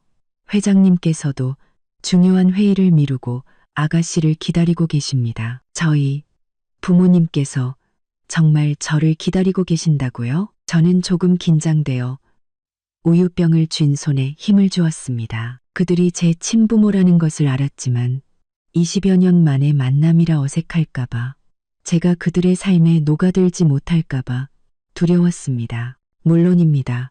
아가씨, 김 집사는 저를 자애로운 눈빛으로 바라봤습니다. 회장님과 사모님께서는 지난 세월 매일 아가씨를 그리워하셨습니다. 사모님께서는 아가씨의 어린 시절 방을 그대로 보존해 두셨습니다. 장난감, 옷까지 모두 그 시절 그대로입니다. 아가씨께서 돌아오시는 날 다시 쓰실 수 있도록 말입니다. 그 말에 다시 코끝이 찡해졌습니다. 눈물이 눈가에 맺혔죠. 나는 아무도 사랑하지 않는 아이가 아니었다. 그르스 장, 내 친부모님은 계속해서 나를 기다리고 있었고 나를 위해 내 자리를 지켜주고 있었다. 이씨 집안에서 받은 모든 서러움이 이 순간 위로받는 것 같았습니다. 차량 행렬은 계속해서 나아갔습니다. 창밖 풍경이 점점 익숙해졌습니다. 이 길은 예전에 이승택과 몇 번 와본 적이 있었습니다. 저 앞이 바로 이 도시에서 가장 호화로운 빌라 단지였습니다. 최고의 부자들만 산다고 들었는데 그곳이 바로 임시 가문의 본가였습니다. 빌라 단지에서 몇백 미터 떨어진 곳에서부터 문 앞에 많은 사람들이 서 있는 것이 보였습니다. 모두 검은색 정장을 입고 있었는데 임시 가문의 경호원들과 사용인들인 듯했습니다. 차량 행렬이 문 앞에 도착하자 경호원들은 즉시 차렷 자세로 경례를 했습니다. 첫 번째 롤스로이스가 빌라 대문 앞에 멈춰서자 운전기사가 공손하게 문을 열었습니다. 김 집사가 먼저 내리고 저를 부축하며 제가 머리를 부딪히지 않도록 차 문의를 막아주었습니다. 아가씨, 도착했습니다. 저는 천천히 차에서 내려 눈앞의 빌라를 바라봤습니다. 상상했던 것보다 훨씬 컸습니다. 하얀색 유럽풍 건물에 거대한 정원이 딸려 있었죠. 정원에는 장미가 가득 피어 향기가 진동했습니다. 빌라 입구에는 중년 부부가 서 있었습니다. 단아한 한복을 입은 여성은 감격에 겨워 눈물을 흘리고 있었고 정장을 입은 남성은 엄격해 보였지만 눈에는 기대와 긴장이 가득했습니다. 김 집사가 제 귓가에 속삭였습니다. 아가씨, 저분들이 회장님과 사모님이십니다. 심장이 미친 듯이 뛰었습니다. 그들을 보며 입술을 달싹였지만 뭐라고 불러야 할지 몰랐습니다. 그때 한복을 입은 여성이 제게 다가와 저를 꼭 껴안았습니다. 그녀의 목소리는 흐느낌에 잠겨 있었습니다. 내 딸 서연아, 엄마가 드디어 널 찾았구나. 얼마나 고생이 많았니. 따뜻한 품이 저를 감쌌습니다. 은은한 치자꽃 향기. 엄마의 향기였습니다. 저는 더 이상 참지 못하고 눈물을 흘리며 그녀를 마주 앉고 작은 목소리로 불렀습니다. 엄마, 그래, 내 딸. 임 사모님은 더 크게 우셨습니다. 임 회장님도 다가와 제 등을 토닥이며 떨리는 목소리로 말했습니다. 돌아왔으면 됐다. 돌아왔으면 됐어. 이제 다시는 널 힘들게 두지 않을 거다. 주변의 사용인들도 눈시울이 붉어졌고 김 집사도 옆에서 눈물을 훔치고 있었습니다. 저는 엄마의 품에 안겨 오랫동안 잊고 지냈던 가족의 정을 느꼈습니다. 마음속으로 다짐했죠. 앞으로는 부모님께 효도하고 뱃속의 아기도 잘 지켜서 다시는 누구도 우리를 괴롭히지 못하게 하겠다고. 그때 제 휴대폰이 울렸습니다. 화면에는 이승택이라는 세 글자가 떠 있었습니다. 저는 그것을 보고 비웃으며 휴대폰을 무음으로 바꿨습니다. 지금의 저는 더 이상 그가 함부로 대할 수 있는 임서연이 아니었습니다. 그가 다시 저에게 연락하는 것은 그렇게 쉽지 않을 겁니다. 임 사모님은 제 손을 잡고 거실로 이끌었습니다. 그 따뜻한 온기에 제 마음이 녹아내리는 듯했습니다. 거실은 이씨 집안 전체보다 컸고 크리스탈 샹들리에가 눈부시게 빛났습니다. 벽에는 값비싼 유화가 걸려 있었고 탁자 위에는 신선한 과일과 디저트가 가득했습니다. 모두 제가 좋아하는 것들이었죠. 나중에 알고 보니 김 집사가 이미 제 취향을 대개 모두 알려드렸고 과일조차 해외에서 특별히 공수해온 것이었습니다. 제가 자리에 앉자마자 사용인이 따뜻한 꿀물을 가져다 주며 부드럽게 말했습니다. 아가씨, 사모님께서 특별히 주방에 분부하여 준비한 것입니다. 임산부에게 좋다고 하셨습니다. 금부에게 임 사모님은 제 옆에 앉아 제 손을 놓지 않았습니다. 제 얼굴을 만졌다가 배를 쓰다듬었다가 하며 붉어진 눈으로 말했습니다. 서연아, 이게 무슨 일이니? 이렇게 말라서 밖에서 고생이 많았지? 이제 엄마가 있으니 아무도 널 괴롭히지 못할 거야. 임 회장님은 맞은편 소파에 앉아 말없이 저를 바라봤습니다. 그 눈에는 안쓰러움이 가득했죠. 그는 김 집사에게 지시했습니다. 주방에 가서 영양가 있는 음식 좀 더 준비하라고 해. 서연이가 지금 임신 중이니 몸보신을 제대로 해야지. 저는 꿀물을 마시며 마음이 따뜻해지는 것을 느꼈습니다. 태어나서 이렇게 소중하게 여겨진 것은 처음이었습니다. 그때 경호원이 거실로 들어와 임 회장님과 사모님께 공손하게 보고했습니다. 회장님, 사모님, 밖에 유옥분이라는 여자가 와서 이씨 집안 사람이라며 둘째 아가씨를 꼭 만나야겠다고 합니다. 막아도 소용이 없습니다. 유옥분? 임 사모님의 얼굴이 순식간에 굳었습니다. 그녀는 제 손을 더 꽉 잡으며 말했습니다. 널 내쫓고 아이까지 지우라고 했던 그 여자 말이니? 감히 여기까지 찾아와.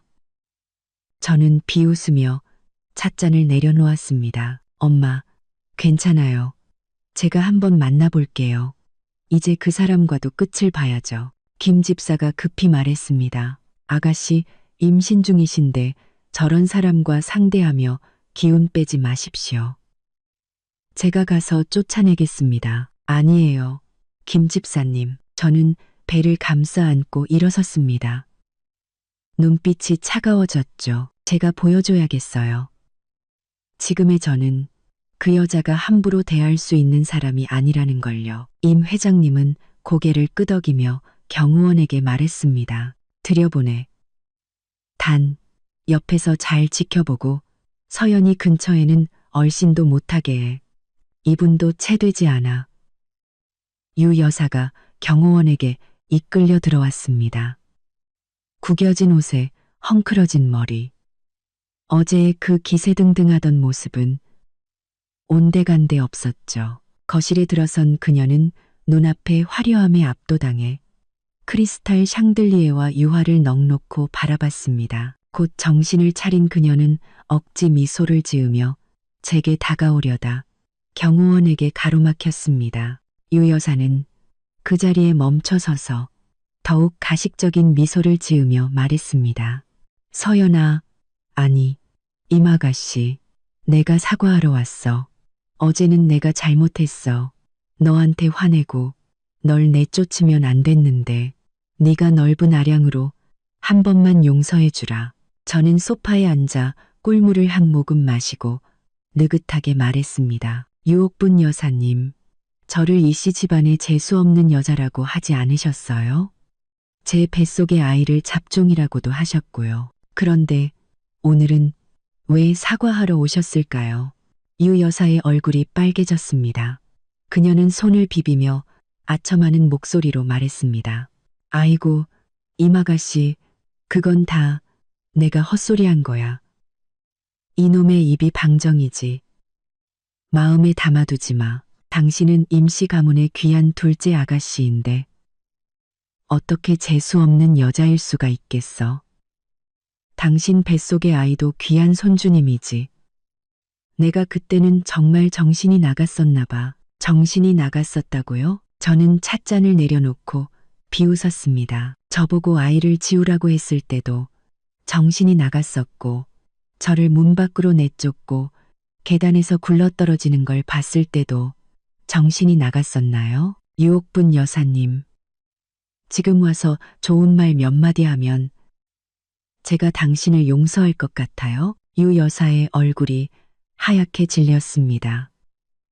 그녀는 한 걸음 다가오려다 경호원에게 막히자 울상이 되어 말했습니다. 임아가씨, 내가 잘못했어.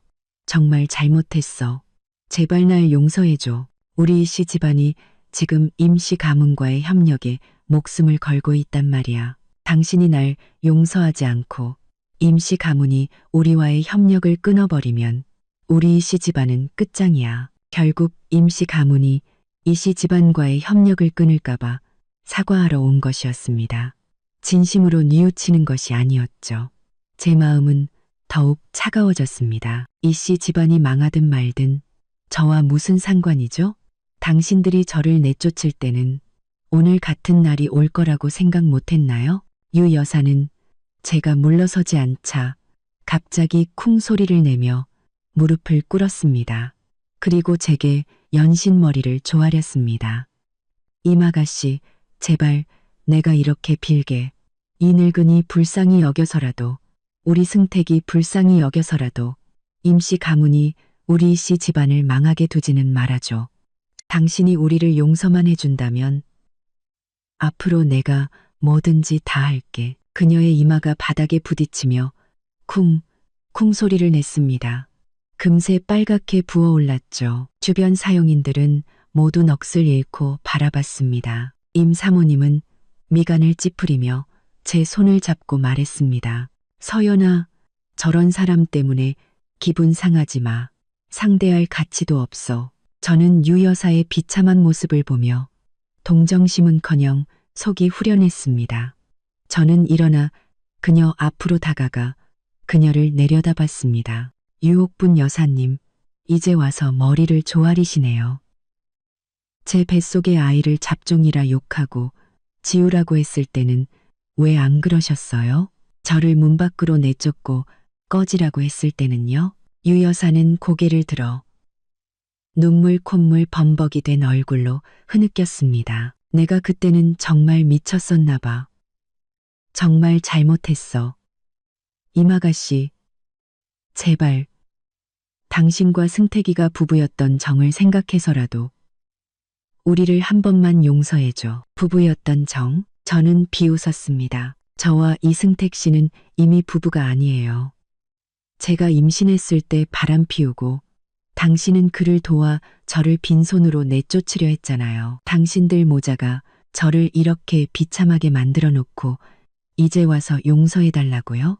그럴 일은 없을 겁니다. 말을 마친 저는 경호원에게 말했습니다. 이 여자 끌어내세요. 그리고 다시는 임씨 가문 대문에 발도 못 붙이게 하세요. 다시 한번 찾아와서 저를 괴롭히면 바로 경찰에 신고하고요. 경호원들이 즉시 다가와 유 여사를 끌고 나갔습니다. 유 여사는 발버둥치며 제게 소리쳤습니다. 임서연, 너 나한테 이럴 수 없어.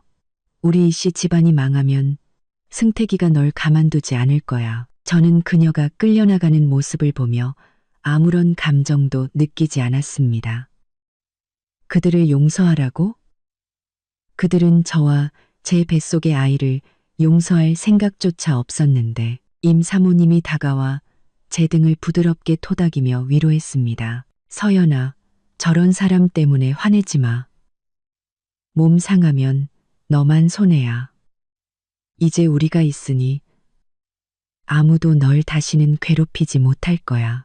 임 회장님도 고개를 끄덕이며 김 집사에게 말했습니다. 당장 이씨 집안과의 모든 협력을 중단시켜. 감히 우리 임씨 가문 사람을 괴롭혔으니 대가를 치러야지. 저는 임 사모님 품에 안겨 배를 쓰다듬으며 속삭였습니다. 아가, 봤지? 나쁜 사람들은 벌을 받게 되어 있어. 이제 엄마가 널 지켜줄게. 다시는 서러운 일 겪게 하지 않을게. 유 여사가 쫓겨난 지 1시간도 되지 않아 거실 전화벨이 울렸습니다. 김 집사가 전화를 받고 잠시 뒤 굳은 얼굴로 제게 말했습니다. 아가씨 회장님, 이승택이라는 자가 전화해서 급한 용무로 아가씨를 뵙고 싶다고 합니다. 만나주지 않으면 빌라 앞에서 계속 기다리겠다고 하는군요. 임 사모님은 그 말을 듣고 화를 냈습니다. 이씨 집안 모자는 정말 끝이 없구나. 하나를 쫓아내니 또 하나가 찾아오고. 서연아, 상대하지 마. 문 밖에서 얼어 죽든 말든 내버려둬. 저는 오히려 괜찮다고 생각했습니다. 어차피 이승택과는 끝을 봐야 했습니다. 지금 만나는 것이 나중에 그가 계속해서 저를 괴롭히는 것보다 나았죠. 저는 따뜻하게 데워진 제비집 수프를 한 숟가락 뜨고 느긋하게 말했습니다. 들여보내세요. 마침 저도 그 사람에게 할 말이 있었거든요. 김 집사는 걱정스러운 눈으로 말했습니다. 아가씨, 저 이승택이라는 자는 속이 검은 자입니다. 임신 중이신데 혹시 그 자가 아가씨께 무슨 짓이라도 하면 걱정 마세요. 김 집사님, 저는 미소 지으며 옆에 서 있는 경호원들을 가리켰습니다. 저분들이 있는데 이승택 씨가 감히 뭘 어쩌겠어요. 그리고 지금의 저는 그가 함부로 대할 수 있는 사람이 아니잖아요. 임 회장님은 고개를 끄덕이며 김 집사에게 말했습니다. 들여보내. 단 너무 가까이 오지 못하게 하고 거실 입구에 세워둬. 몇 분 뒤 이승택이 경호원에게 이끌려 들어왔습니다. 지난번 호텔에서 봤던 모습과는 완전히 달랐습니다. 오늘의 이승택은 구겨진 흰색 셔츠를 입고 있었고 옷깃에는 기름때가 묻어 있었습니다. 머리는 헝클어져 있었고 눈 밑에는 짙은 다크서클이 내려와 있었습니다. 무척 초췌해 보였죠. 예전에 그 당당했던 모습은 온데간데 없었습니다. 그는 거실에 들어서자마자 저를 뚫어져라 쳐다보며 제 쪽으로 걸어오려다 경호원에게 가로막혔습니다. 그는 그 자리에 멈춰서서 우는 것보다 더 보기 흉한 미소를 지었습니다. 서연아, 드디어 만났네. 저는 소파에 기댄 채 임상우님이 막 주신 옥팔찌를 만지작거리며 마치 낯선 사람에게 말하듯 담담하게 말했습니다. 나한테 볼 일이라도. 이승택은 제 차가운 태도에 잠시 할 말을 잃더니 손을 비비며 아주 부드러운 목소리로 말했습니다. 서연아, 내가 잘못했어. 정말 잘못했어. 내가 그때는 정말 귀신에 신 것 같아. 서만이 같은 여자한테 속아서 너한테 이혼하자고 하고 내 검진 결과지를 찍고 널 내쫓으면 안 됐는데 제발 이번 한 번만 용서해 주라. 응? 서만이한테 속았다고요? 저는 코웃음을 치며 옥팔찌를 내려놓았습니다. 눈빛이 차가워졌죠. 이승택 씨, 내가 3살짜리 어린애인 줄 알아요? 당신이 서만이랑 얼마나 오래 만났는지 내가 모를 것 같아요? 당신들 둘이 짜고 나를 빈손으로 내쫓으려 했던 거 다 아는데 이제 와서 속았다고요? 이승택의 얼굴이 빨개졌습니다. 그는 시선을 피하며 말했습니다. 나도 그때는 그 여자한테 홀렸었어. 그 여자가 자기 집안이 대단해서 내 회사를 키워줄 수 있다고 계속 말했거든. 내가 잠시 정신이 나가서 너를 버리고 그 여자랑 붙어먹었던 거야. 내 아이까지 지우려고 하면서요. 저는 그의 말을 끊고 목소리를 높였습니다. 이승택 씨, 어떻게 그렇게 이기적일 수가 있어요? 내가 당신 아이를 임신하고 매일 집에서 당신을 걱정하며 살림하는 동안 당신은 밖에서 다른 여자랑 놀아나고 나를 어떻게 내쫓을지 궁리나 하고 있었잖아요. 이승택은 고개를 더 푹 숙이고 우는 목소리로 말했습니다. 내가 정말 미안해, 서연아. 정말 후회하고 있어. 네가 떠난 뒤로 매일 잠도 못 자.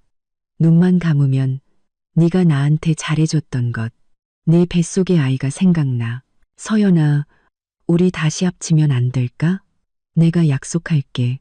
앞으로는 정말 너한테 잘하고 너와 아이를 잘 돌볼게. 다시는 서만이랑 연락 안 할게. 다시 합치자고요. 저는 어이가 없어서 웃음이 터져 나왔습니다. 이승택 씨, 어제 당신이 나한테 어떻게 했는지 잊었어요? 당신은 내 손을 밟고 내 뱃속의 아이를 원하지 않는다고 했어요. 당신 어머니는 나를 내쫓고 내 아이를 잡종이라고 했고요. 그런데 이제 와서 다시 합치자고요? 그게 가능할 것 같아요? 이승택은 다급해져서 제게 달려오려다 경호원에게 제지당했습니다.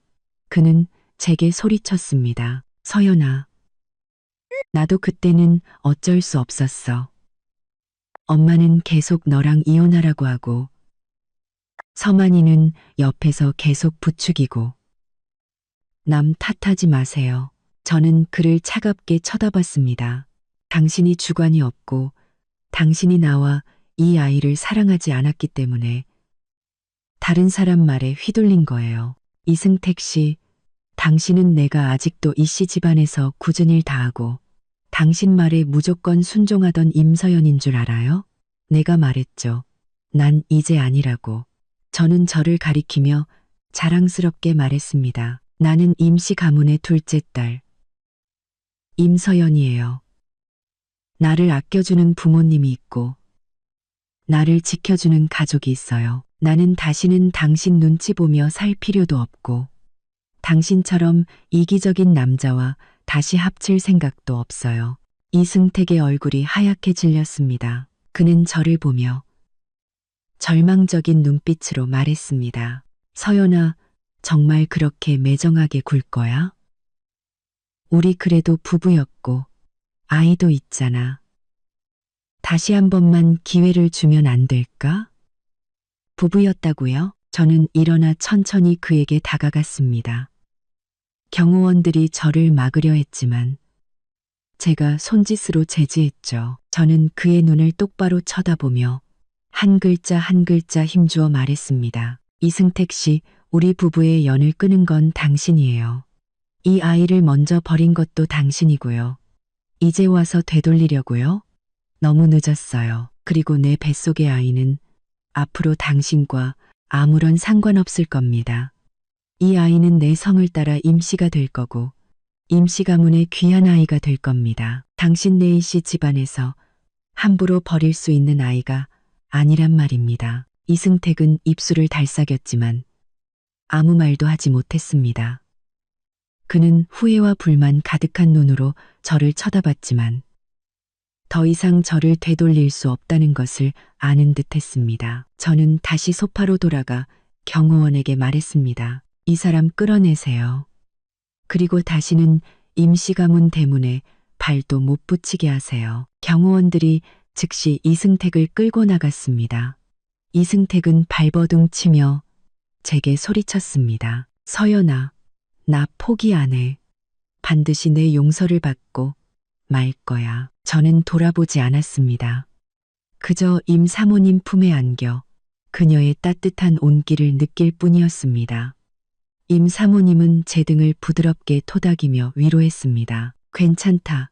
서연아, 저런 놈이랑 말 섞지 마.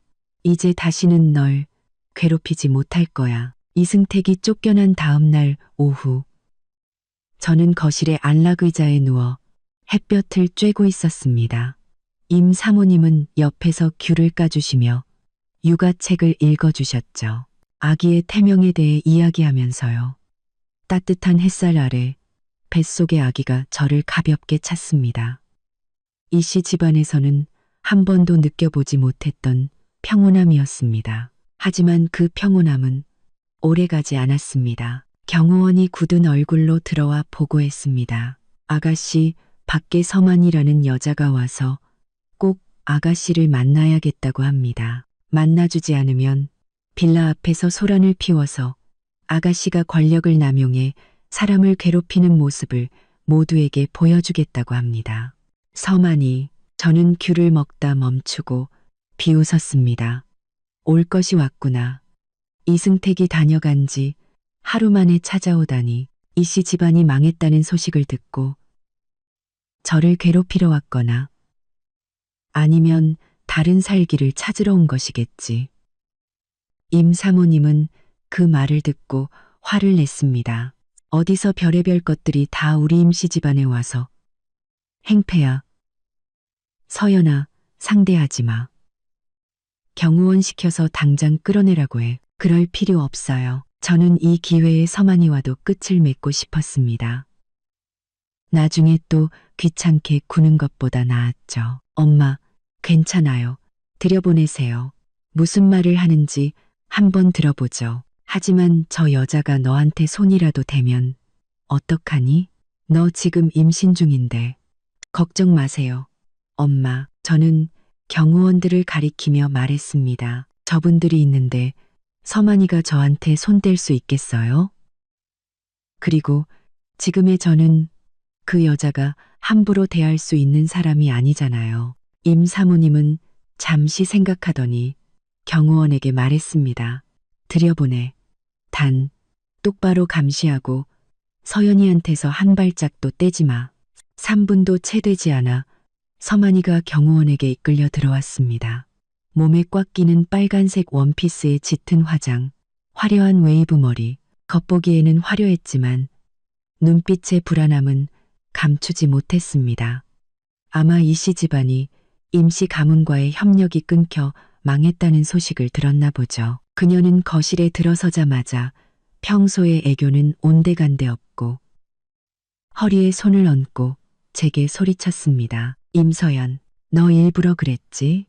일부러 임시 가문시켜서 이 씨 집안 협력 끊고 승택 씨 죽이려고 한 거지? 저는 안락 의자에 기댄 채 일어날 생각도 하지 않고 느긋하게 차를 한 모금 마시고 말했습니다. 서만이 씨, 말하기 전에 생각부터 좀 해요. 임시 가문과 이 씨 집안의 협력은 비즈니스 관계예요. 지금 협력이 끊긴 건 이 씨 집안의 능력이 부족해서지 나랑은 아무 상관없어요. 너랑 상관이 없다고? 서만이는 한 걸음 다가오려다 경호원에게 맡기자 저를 손가락으로 가리키며 소리쳤습니다. 네가 임시 가문 딸이라고 잘난 척하지 마. 네가 아니었으면 난 벌써 승택 씨랑 결혼했고 이 씨 집안도 이렇게 되지 않았을 거야. 넌 정말 재수 없는 여자야. 가는 곳마다 재앙을 몰고 다니잖아. 재수 없는 여자라고요? 저는 웃으며 찻잔을 내려놓았습니다. 눈빛이 차가워졌죠. 서만이 씨, 당신이 할 말은 아닌 것 같은데요. 당신은 나와 이승택 씨의 결혼 생활에 끼어들었고 내가 임신했을 때 그와 놀아났어요. 심지어 그를 도와 나를 빈손으로 내쫓으려고까지 했잖아요. 이제 와서 이 씨 집안이 망하니까 나를 탓해요? 당신 눈이 삐어서 능력도 없고 양심도 없는 남자를 고른 건 생각 안 하고요. 서만이의 얼굴이 빨갛게 달아올랐습니다. 그녀는 이를 악물고 반박했습니다. 나와 승택 씨는 진심으로 사랑하는 사이야. 네가 이 씨 집안에서 버티고 있지만 않았어도 우리는 벌써 행복했을 거라고. 넌 지금 내가 승택 씨의 사랑을 받는 걸 질투하는 거야. 진심으로 사랑한다고? 저는 비웃으며 옆에 있던 휴대폰을 들어 지난번 호텔에서 녹음했던 파일을 재생했습니다. 임서연이 빈손으로 쫓겨나면 내가 이 씨 집안의 안주인이 되는 거네. 그럼 이 씨 집안 돈은 다 내 거잖아? 저는 휴대폰 소리를 키웠고 서만이의 목소리가 거실에 울려 퍼졌습니다. 그녀의 얼굴에서 핏기가 사라졌습니다. 네가 어떻게 그 녹음 파일을 일부러 그런 거지? 내가 일부러 그랬는지는 중요하지 않아요. 중요한 건 모두가 당신이 이승택 씨와 만난 것이 진심으로 사랑해서가 아니라 이 씨 집안의 돈 때문이라는 걸 알게 됐다는 거죠. 저는 휴대폰을 내려놓고 비웃었습니다. 이제 이 씨 집안이 망해서 당신이 얻을 게 없어지니까 나를 찾아와서 행패를 부려요? 서만이 씨, 당신 정말 한심하네요. 서만이는 눈물을 터뜨리며 발을 동동 굴렀습니다. 난 몰라. 다 내 탓이야. 네가 아니었으면 승택 씨는 분명 이 씨 집안을 살릴 방법을 찾았을 거라고. 당장 임시 가문시켜서 이 씨 집안과의 협력을 다시 시작하게 해. 그렇지 않으면 나도 너 가만 안 둬. 나를 가만 안 둔다고요? 저는 배를 감싸 안고 천천히 그녀 앞으로 다가갔습니다. 경호원들이 저를 막으려 했지만 제가 손짓으로 제지했죠. 저는 그녀를 차가운 눈으로 쳐다봤습니다. 서만이 씨, 경고하는데 주제넘게 굴지 마세요. 임시 가문의 일에 당신이 이래라 저래라 할 자격 없어요. 내 일은 더더욱 그렇고요. 다시 한번 임시 집안에 와서 소란을 피우거나 나를 괴롭히면 내가 당신 이 도시에서 발도 못 붙이게 만들어줄게요. 일자리도 못 구하게 만들고 당신이 남의 가정을 파탄낸 상간녀라는 걸 모두에게 알려줄 테니까. 서만이는 제 기세에 눌려 한 걸음 뒤로 물러섰습니다. 눈물만 흘릴 뿐 더 이상 소리치지 못했죠. 저는 경호원에게 말했습니다. 이 여자 끌어내세요. 다시는 임시 가문 빌라 근처에 얼씬도 못하게 하고 또 찾아오면 바로 경찰에 신고해서 업무방해로 고소하세요. 경호원들이 즉시 서만이를 끌고 나갔습니다. 서만이는 발버둥 치며 제게 소리쳤습니다. 임서연, 두고 봐. 내가 널 가만두지 않을 거야. 저는 그녀를 무시하고 다시 안락의자로 돌아왔습니다.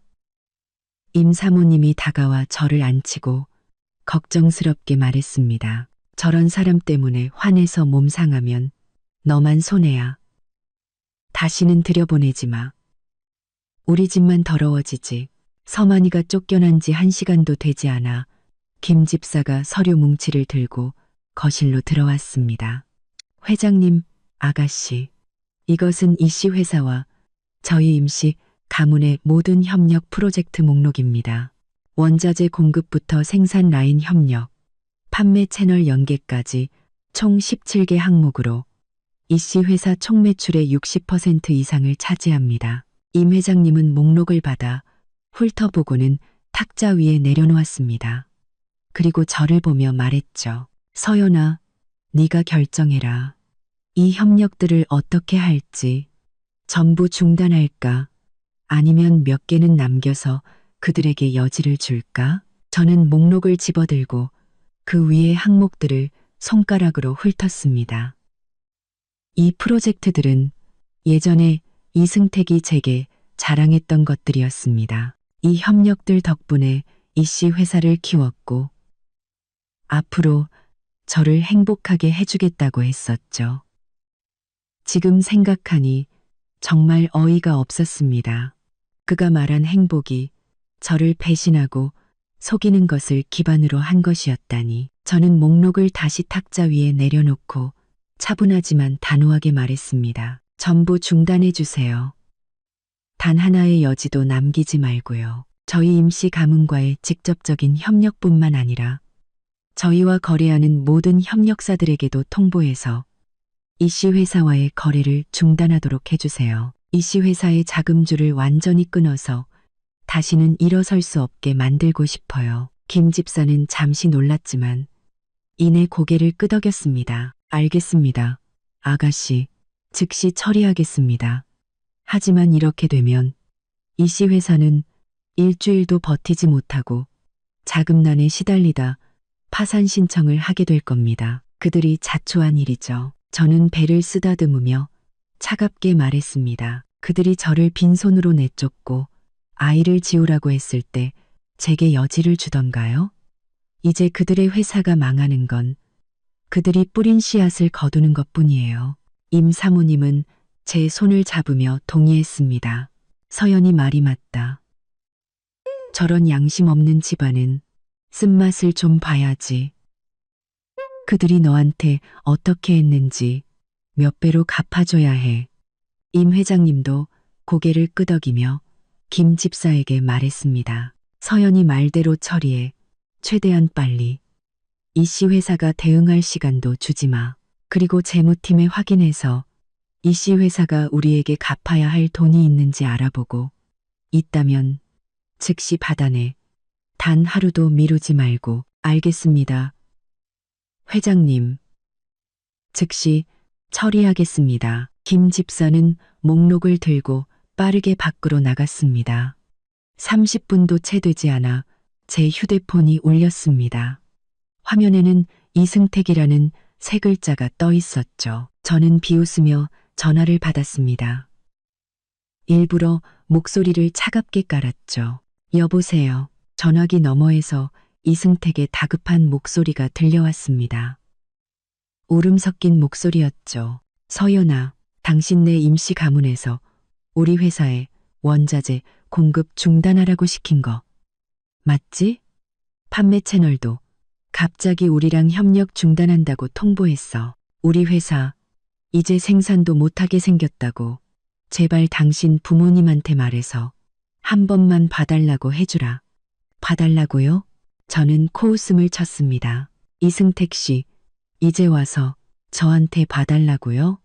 당신이 당신 어머니와 함께 나를 내쫓고 내가 계단에서 구르는 걸 봤을 때는 나를 봐줄 생각 없었잖아요. 당신이 내 검진 결과지를 찍고 이 아이를 원하지 않는다고 했을 때는요. 이승택은 제 말에 아무 대답도 하지 못했습니다. 잠시 뒤 애원하는 목소리로 말했죠. 서연아, 내가 잘못했어. 정말 잘못했어. 하지만 이 씨 회사는 우리 아버지가 평생을 바친 곳이야. 이렇게 망하게 둘 수는 없어. 제발, 우리가 부부였던 정을 생각해서라도 이번 한 번만 도와주라. 내가 앞으로 정말 잘할게. 부부였던 정? 저는 비웃었습니다. 이승택 씨, 당신이 서만이랑 호텔에서 놀아날 때 우리가 부부였다는 건 생각 안 했어요? 당신이 나를 빈손으로 내쫓으려고 계획했을 때는요? 이제 와서 회사가 망하게 생기니까 우리가 부부였다는 게 생각나요? 너무 늦은 거 아니에요? 나는 이승택은 아무 말도 못하고 그저 한숨만 쉬었습니다. 서연아, 제발 이번 한 번만 도와줘. 이 씨 회사만 살려주면 내가 뭐든지 다 할게. 서만이랑도 헤어지고 너랑 다시 합쳐서 너와 아이를 잘 돌볼게. 다시 합치자고요. 저는 그의 말을 끊고 비웃었습니다. 이승택 씨, 꿈 깨세요. 나는 이제 임시 가문의 둘째 딸이에요. 내가 원하는 삶을 살 수 있는데 왜 당신처럼 나를 배신하고 속인 남자와 다시 합쳐야 하죠? 그리고 내 뱃속의 아이는 당신과 아무런 상관없어요. 다시는 이 아이를 빌미로 나한테 접근할 생각 마세요. 저는 이승택이 더 이상 말하기 전에 전화를 끊고 그의 번호를 차단했습니다. 얼마 지나지 않아 김 집사가 돌아와 우리에게 보고했습니다. 회장님, 사모님, 아가씨, 모든 협력은 중단되었습니다. 협력사들도 모두 이 씨 회사와의 거래를 중단하기로 했습니다. 재무팀 보고에 따르면 이 씨 회사가 저희에게 갚아야 할 대금이 50억 원이나 된다고 합니다. 저희 직원이 지금 독촉하러 갔는데 이승택은 사무실에 숨어서 전화도 받지 않는다고 합니다. 잘했어. 임 회장님은 고개를 끄덕이며 저를 흐뭇하게 바라봤습니다. 서연아, 앞으로 임시 가문 경영에도 네가 많이 참여해야겠다. 너한테는 그런 배짱이 있어. 아니에요, 아빠. 다 아빠, 엄마가 지지해 주신 덕분이죠. 임 사모님은 제 머리를 쓰다듬으며 부드럽게 말했습니다. 바보 같은 소리. 우리는 내 가족인데 당연히 내 편이지. 앞으로 네가 뭘 하든 아빠 엄마는 항상 내 곁에 있을 거야. 이 씨 회사의 자금줄이 끊긴 지 닷새째 되던 날. 아침 경제 뉴스에서 이 씨 그룹이 자금난으로 최종 부도 처리되어 파산 신청을 했다는 소식이 나왔습니다. 저는 아침 식사를 하며 그 뉴스를 봤습니다. TV 화면 속 이승택은 구겨진 정장을 입고 채권자들과 밀린 임금을 요구하는 직원들에게 둘러싸여 있었습니다. 헝클어진 머리에 피곤하고 겁에 질린 얼굴. 예전에 그 당당했던 모습은 온데간데 없었죠. 임 사모님은 TV를 보며 혀를 찼습니다. 꼴 좋다. 진작에 망했어야지. 저런 양심 없는 회사는 오래 못 가. 임 회장님은 신문을 내려놓고 제 접시에 계란을 올려주며 말했습니다. 저런 것들 신경 쓰지 말고 아침이나 먹어. 오늘 산부인과 검진 가야 하니 기분 좋게 있어야지. 저는 고개를 끄덕이고 TV에서 시선을 거두었습니다. 마음속에 아무런 동요도 없었습니다. 이승택이 저렇게 된 것은 모두 그가 자초한 일이었습니다. 다르쿨티브에, 타르서, 다르티브에, 다르티브에, 다르티브에. 그날 오후 김 집사가 이 씨 집안의 후일담을 전해주었습니다. 회장님, 사모님, 아가씨. 아까 이 씨 회사 앞을 지나가는데 아주 난리가 났더군요. 채권자들은 문을 막고 돈을 요구하고 직원들은 피켓을 들고 시위하고 이승택은 사무실에 숨어서 나오지도 못하고요. 경찰이 와서야 겨우 진정됐습니다. 숨고 싶겠지. 서연이한테 그 짓을 할 때는 오늘 같은 날이 올 줄 몰랐을 테니 더 재미있는 일도 있었습니다. 서만이도 이씨 회사에 찾아왔더군요. 이승택에게 약속했던 명품 가방과 보석을 달라고 했다가 두 사람이 사람들 앞에서 머리채를 잡고 싸웠다고 합니다. 싸웠다고요? 서만이는 이승택이 자기를 속였다고 소리치고 이승택은 서만이 때문에 자기가 망했다고 소리치고 결국 서만이가 이승택 뺨을 때리고 다시는 보지 말자며 울면서 뛰쳐나갔다고 합니다. 저는 그 말을 듣고 웃음이 터져 나왔습니다. 손에는 여행 가방 손잡이를 하얗게 질릴 정도로 꽉 쥐고 있었죠. 내가 재벌 임씨 가문의 둘째 딸이라고? 드라마에서나 보던 잃어버린 재벌가 딸 이야기가 정말 내게 일어난 걸까? 하지만 제가 어떻게 당신 말씀을 믿을 수 있죠? 저는 여전히 믿기지 않았습니다. 방금 전 이승택과 유 여사에게 그토록 처참하게 당했는데 갑자기 나타난 집사가 저를 재벌가 딸이라고 하니 누구라도 의심할 수밖에 없었습니다. 혹시 사람을 잘못 보신 건 아니고요. 김 집사는 주머니에서 벨벳 상자를 꺼내 열어 제게 보여주었습니다. 상자 안에는 제 목걸이의 나머지 반쪽이 들어 있었습니다. 디자인은 제 것과 똑같았고 두 조각을 합치니 완벽한 별과 달 모양이 되었습니다. 심지어 두 조각의 연결 부분에는 작은 임, 림, 자가 새겨져 있었습니다. 보십시오, 아가씨. 이것이 목걸이의 나머지 반쪽입니다. 당신이 함부로 모욕할 수 있는 분이 아니란 말입니다. 임씨 가문. 어느 임씨 가문. 유 여사는 비웃었습니다. 당신, 임서연이 돈 주고 고용한 사람이지? 임씨 가문. 둘째 아가씨는 무슨 사기꾼이겠지. 무례하군요. 김 집사의 목소리가 높아지자 주변의 소음이 순간 멎었습니다. 우리 임씨 가문은 이 도시에서 수십 년간 뿌리내려온 기업입니다. 부동산, 금융, 기술 분야에 걸쳐 당신네와는 비교도 할 수 없는 규모를 가지고 있습니다. 그런데 감히 우리 아가씨를 사기꾼이라 모욕하다니요. 제가 지금 당장 당신네 씨 집안이 이 도시에서 발도 못 붙이게 만들 수 있다는 것을 모르십니까? 유 여사의 얼굴색이 순식간에 변했습니다. 그녀는 진짜 재벌을 본 적은 없었지만 그녀는 임씨 가문이라는 이름은 들어본 적이 있었습니다. 이 도시 최고의 재벌가, 이씨 집안과는 비교도 안 될 정도로 강력한 가문이었죠. 그녀는 이승택의 팔을 붙잡고 떨리는 목소리로 물었습니다. 아가, 봤지? 나쁜 사람들은 벌을 받게 되어 있어. 우리는 이제 좋은 일만 생각하자. 석 달 뒤 저는 건강한 아들을 순산했습니다. 임씨 집안은 축제 분위기였죠. 임 회장님은 아기에게 임시안, 림시안이라는 이름을 지어주셨습니다. 평생 평안하고 행복하게 살라는 뜻이었죠. 김 집사는 롤스로이스 20대를 동원해 시내를 한 바퀴 돌며 임씨 가문에 작은 도련님이 태어났다는 것을 모두에게 알렸습니다. 이씨 집안 소식은 더 이상 듣지 못했습니다. 나중에 김 집사에게 듣기로는 이승택은 노숙자가 되었고 서만이는 사기죄로 감옥에 갔으며 유옥부는 요양원에서 비참하게 살고 있다고 했습니다. 저는 그 말을 듣고 아무런 감정도 느끼지 않았습니다.